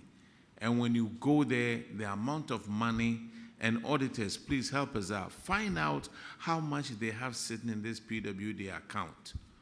And find out the number of people who benefit from these accounts. Most of the assemblies is maybe about 10, 15, 20. It's the same people who get amount of money every month. The same people who get that amount every month. There was a time that this Assembly Common Fund sent every assembly 5,000 CDs for them to have an album for all the PWDs. Only about 5 to 10% of the assemblies had that album. My committee, we would travel around the whole country. You go there and you ask them for them to give you the album, then they start scratching their hair. Then there was a conflict, and there was this. 5,000 take pictures of those people. They couldn't take it. And somebody alerted them that we, the MPs, were coming around. So they also organized with some placards. I won't mention the regions that we went to with the placards. We all know. But don't let me quote the Bible. Let's move on. This is Solar, right? Okay, you guys are discharged. Let's go to East Gonja Municipality. East Gonja Municipal Assembly.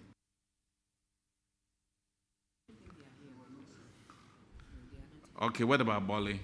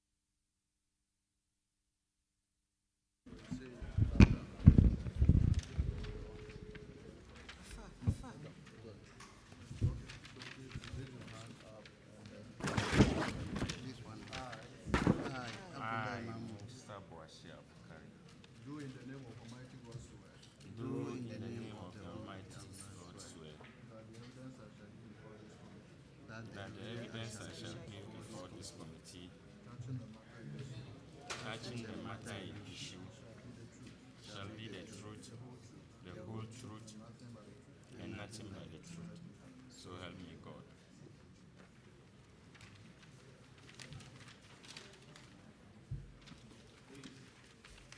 Please sit down and introduce yourself to the committee.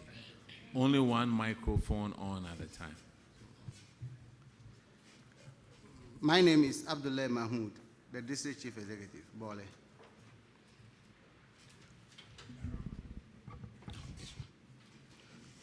My name is Chief Idrissa Mahama, the Finance Officer, Bole District Assembly. My name is Musa Boashir Abukari, the Internal Auditor. My name is Baraka Osman, the Human Resource Manager.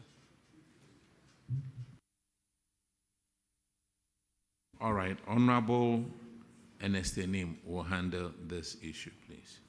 Yeah, thank you, Chairman. Bali District, you have an infraction that has to do with disconnection of electricity at Jama Market. And if you run through the issues within the disconnection, the first question I would like to find out from you, this contractor that you engaged to work on this connection, was he an accredited ECG contractor? Chairman, I will allow my DFO to handle that. Thank you, Mr. Chairman. The contractor is an accredited NETCO contractor. Okay, so if he was this accredited, how come he violated all these? One, the poles he used for the extension were substandard and not in accordance with prescribed specifications. Any accredited ECG subcontractor knows the standard poles to use. The second point, the distance from the power source to the market required a transformer, which was also not provided. So what did you check before awarding this contract to the contractor? Thank you, Mr. Chairman. All the items you have listed, the contractor executed the works based on the contract we gave him. In the contract, there was no transformer. He was not supposed to provide transformer. So did you do your due diligence before working out such an agreement with a contractor? When you know, it's not just the two I mentioned. The third one, the service should have been a 3-phase connection but was instead executed as a single phase. The next one, the connection was done without the requisite approval from NETCO. And you sit here and tell us that this contractor is an accredited one, and the contract you signed with him indicated that he should do all these illegal things you are talking about.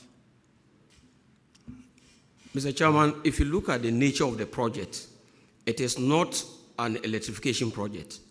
It is like taking power from one point to another, and it is not for domestic consumption. We wanted to take power to the market by putting street lights. The light was not taken there for even the market stores. In the night, when the market people are around, the place is usually dark. So we decided to take power from point A to the marketplace where they can have electricity to brighten the place when night falls. Okay. Auditors, can you confirm the assertion he's making? Because from what they are saying, it is quite different from all the things that you've cited here. So can you run the committee through what should have been done as against what they did?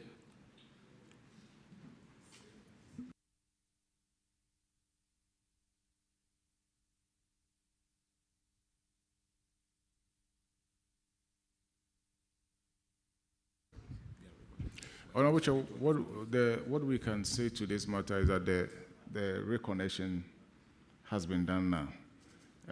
When NETCO came, I think the impression was that the connection that had been done was for the community, but specifically it was for the market. And so because what had been done was not, how may I put it, adequate for the community, they decided to disconnect them until I think that they were able to resolve the matter, and then the reconnection now has been done. So auditors, can you then confirm that their assertion is right? I didn't really get the assertion that they were making.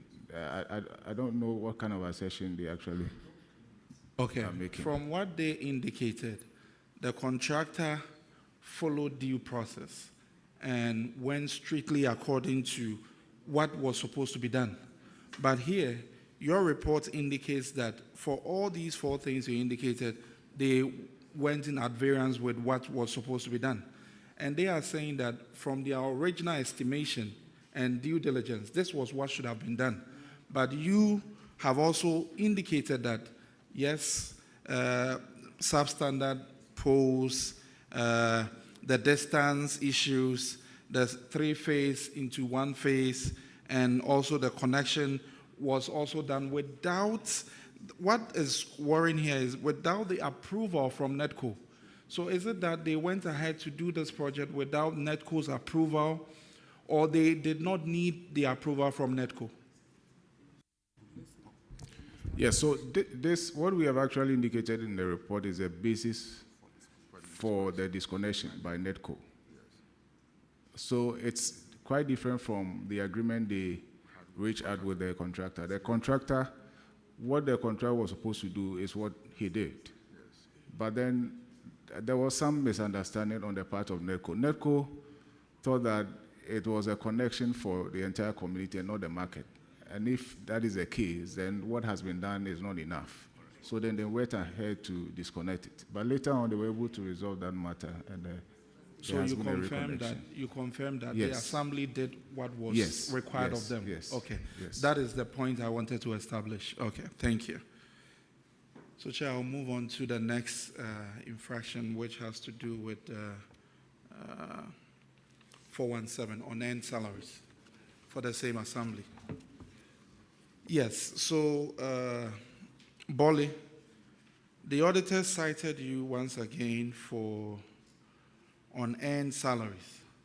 And in their report, they indicated that 3 staff of the Bolly District Assembly who proceeded on steady leave without approval received unearned salaries amounting to 146,968.33 from October 2023 to September 2024.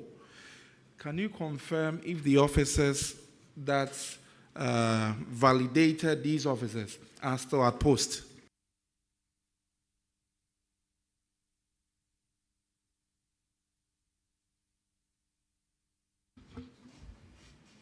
Mr. Chairman, none is still at post. Have you complied with the recommendation of the auditors? Yes, Mr. Chairman. Have you been able to recover the entire 146,968.33 Ghana cedis? No, Mr. Chairman. Then you have not complied with the auditor's recommendation, because the auditors were clear that you should recover the entire 146,968. How much of it has been recovered? We have recovered 78,000. Auditors, can you confirm if 78,000 has been recovered to date?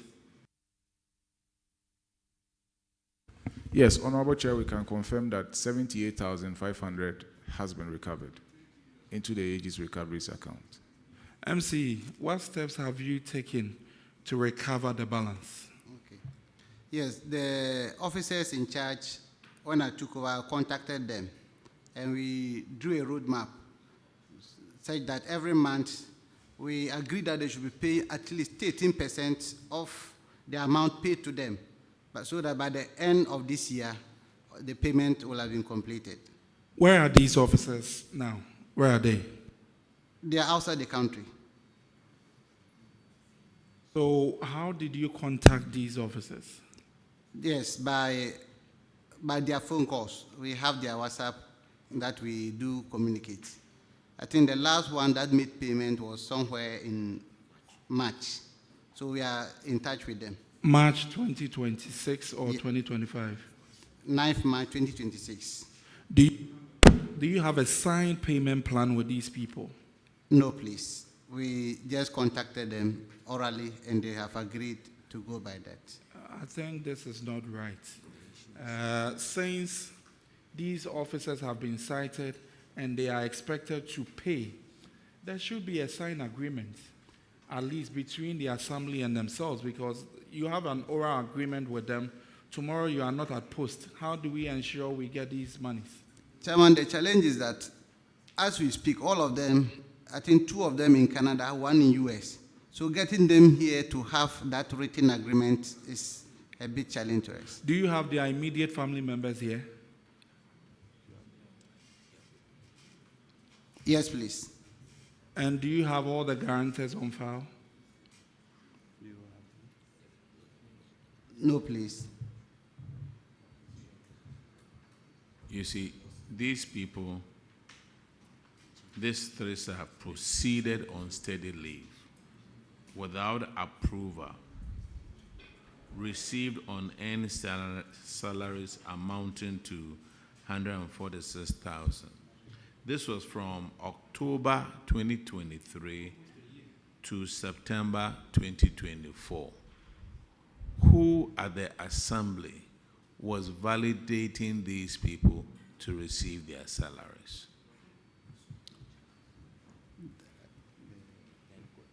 The then coordinating director was responsible for that. What is the name of that coordinating director? He's called Adam Habib. Adam what? Habib. Is he still working for the government? Yes, please. Okay. Now, he knew they were out of the country, and he was validating them. Chairman, the officer is not here, so I'm not able to answer for him. Yeah, he's not here, but I'm going to give a ruling on it. So, as part of the recommendations, the auditors recommended that your former DCD, MCE, pays this amount, and these people are still here, not outside the country. So, have you contacted them to pay this money? Chairman, there was two conditions there, that the officers involved in this be made to pay that amount, or the coordinating director and the DFO should be made to pay this. When we contacted the officers who have left, they agreed that they were going to pay it. And that's where we came out with those oral arrangements, that they should be paying a certain percentage of it, so that by the close of 2026, we might have finished with such arrangement. Look, whether the former DFO likes it or not, he was benefiting from this. And the DFO was who, again, I'm sorry? The DFO currently is with me. Who was the DFO who validated these? He's the one sitting over here. No, Mr. Chairman, me sitting here as a DFO, I don't have anything to do with the payroll of the MMDAs. Because I work for Controller and Accountant General Department. Who was validating these people? Yes, the validators are the assembly staff, the coordinating director, and any other staff. I am not responsible for the validation of the MMDA salaries. It says failure of which the DFO and salary validators should refund the money. So I want those who validated these people. Those are the ones we need to go after. Those who are outside the country, hey, were they validating themselves? Somebody sitting here in Ghana knew they were gone. So MC, right? DC. Go after those people. Write letters to them that they are responsible to pay these amounts. And you give them 30 days to come and pay this amount, or make arrangements to pay these amounts. Otherwise, we'll go to court. And you say they still work for the government. Yes, sir. They still work for the government. The beer. And they get their pay from Controller and Accountant General. Yes, sir. That is the ruling. Write letters to these people. Well guided, sir. We'll do that. They were the ones validating these people. And if they don't pay within 30 days, they will have to come and make an arrangement with you to make sure that they have to have a payment plan. If not, we will garnish everything that they have. This is becoming too much. They connive with these people and validate them. Well noted, sir. The next one is on for Honorable Roosevelt Hotoje. Thank you, Mr. Chairman. Mr. Chairman, there are issues has to do with cash irregularity. The information here is that your revenue officers take more salaries than they mobilize. For a whole year, their salary, annual salary, was 38,303. That is for Jacob Pole. And then for Aminatu Yakubu, is 35,207. But Aminatu mobilized for the whole year only 1,000 Ghana for the assembly. And Pole mobilized only 4,440 cedis. But he ended up taking 38,000 plus. Meanwhile, Regulation 46 of the Public Financial Management Regulations 2019, LI 2378, requires that the principal spending officer of a covered entity must ensure that non-tax revenue is collected effectively and efficiently.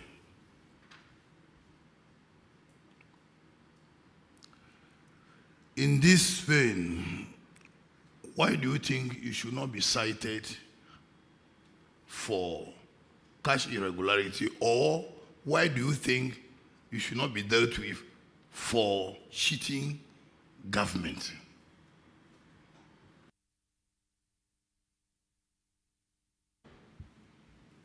Yes, I think this DFO will be the best to explain this to us. Thank you, Mr. Chairman. The issue under consideration is that for Jacob Pole, when I went to the district, like, he wasn't too well. Health issue was he had a motor accident where his effectiveness was compromised. For Aminata was assigned to the market, and according to her, she has been in that market for over 5 years. So she has become so familiar with the market women in such a way that she's no more longer effective.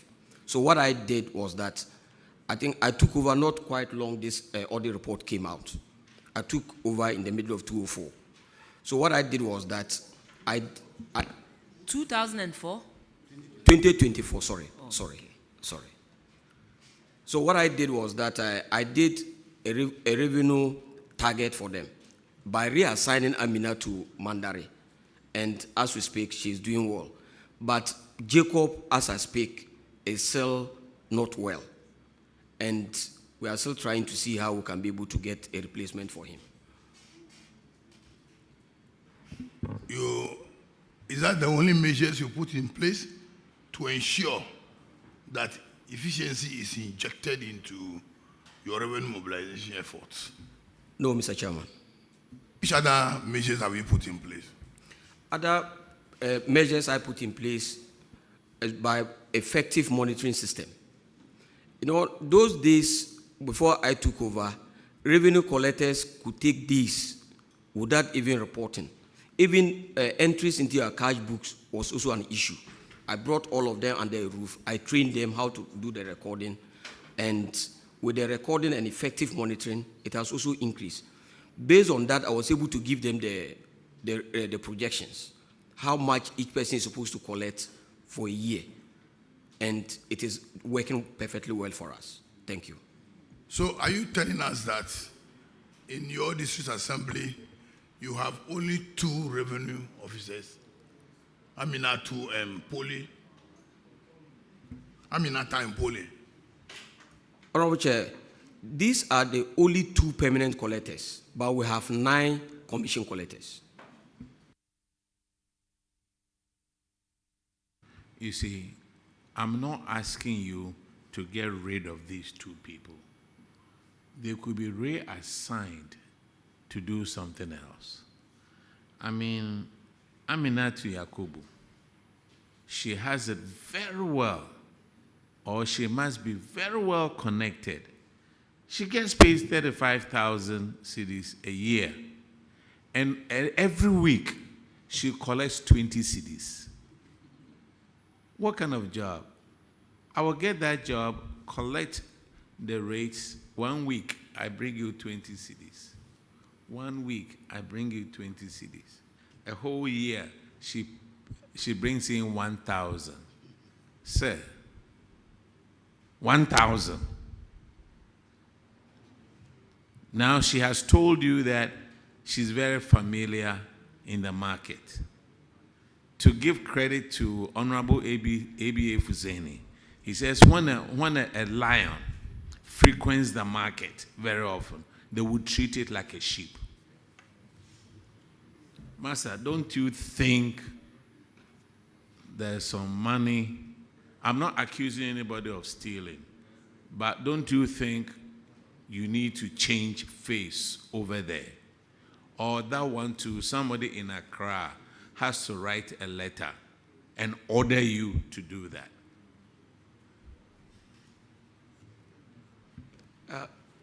Honorable Chair. Yes, sir. I think in my earlier submission, I indicated that she has been reassigned to Mandari. And to what? Mandari is a community under Bole district. To collect revenue. Let me ask you, how much is she bringing it now?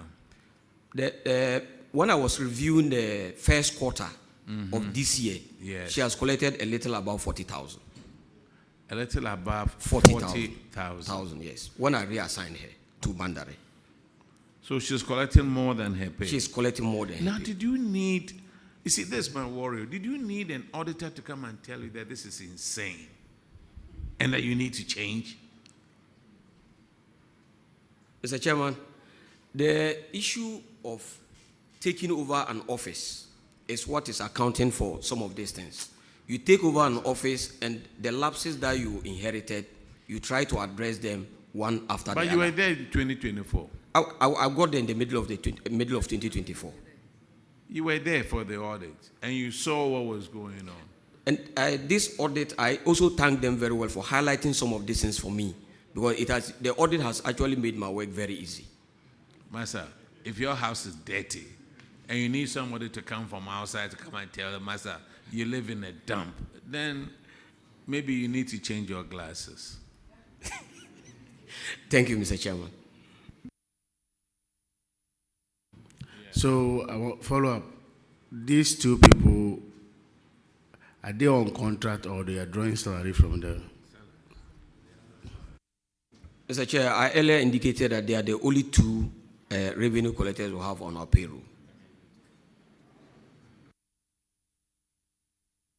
Bole, you are discharged. Now, do we have any other assembly, school? Or you are all of you are just friends, right? Okay. Bole, we'll be keeping an eye on these 2 people. Yes. Thank you, Mr. Chair. And we've come to the end of the day. And we'll be back again tomorrow.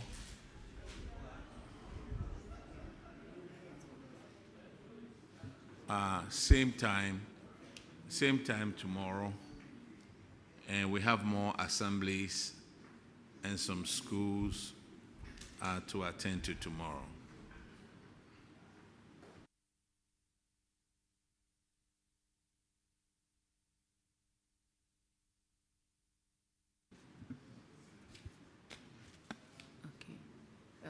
Thank you very much, Ranking. So this brings proceedings for today to an end. Tomorrow we are hoping to meet Upper East, Upper West, and those who were not able to make it from Northeast, Savannah, and Northern regions. So And if tomorrow we sit, that should bring an end to our proceedings.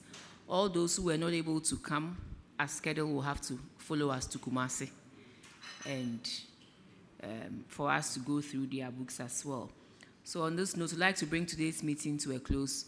We are grateful to our media people, to our security agencies, the audit service, honorable members, including friends of the committee, and all the people who attended upon us. So thank you very much. And same time tomorrow, 9 a.m., we'll be here, God willing. Thank you.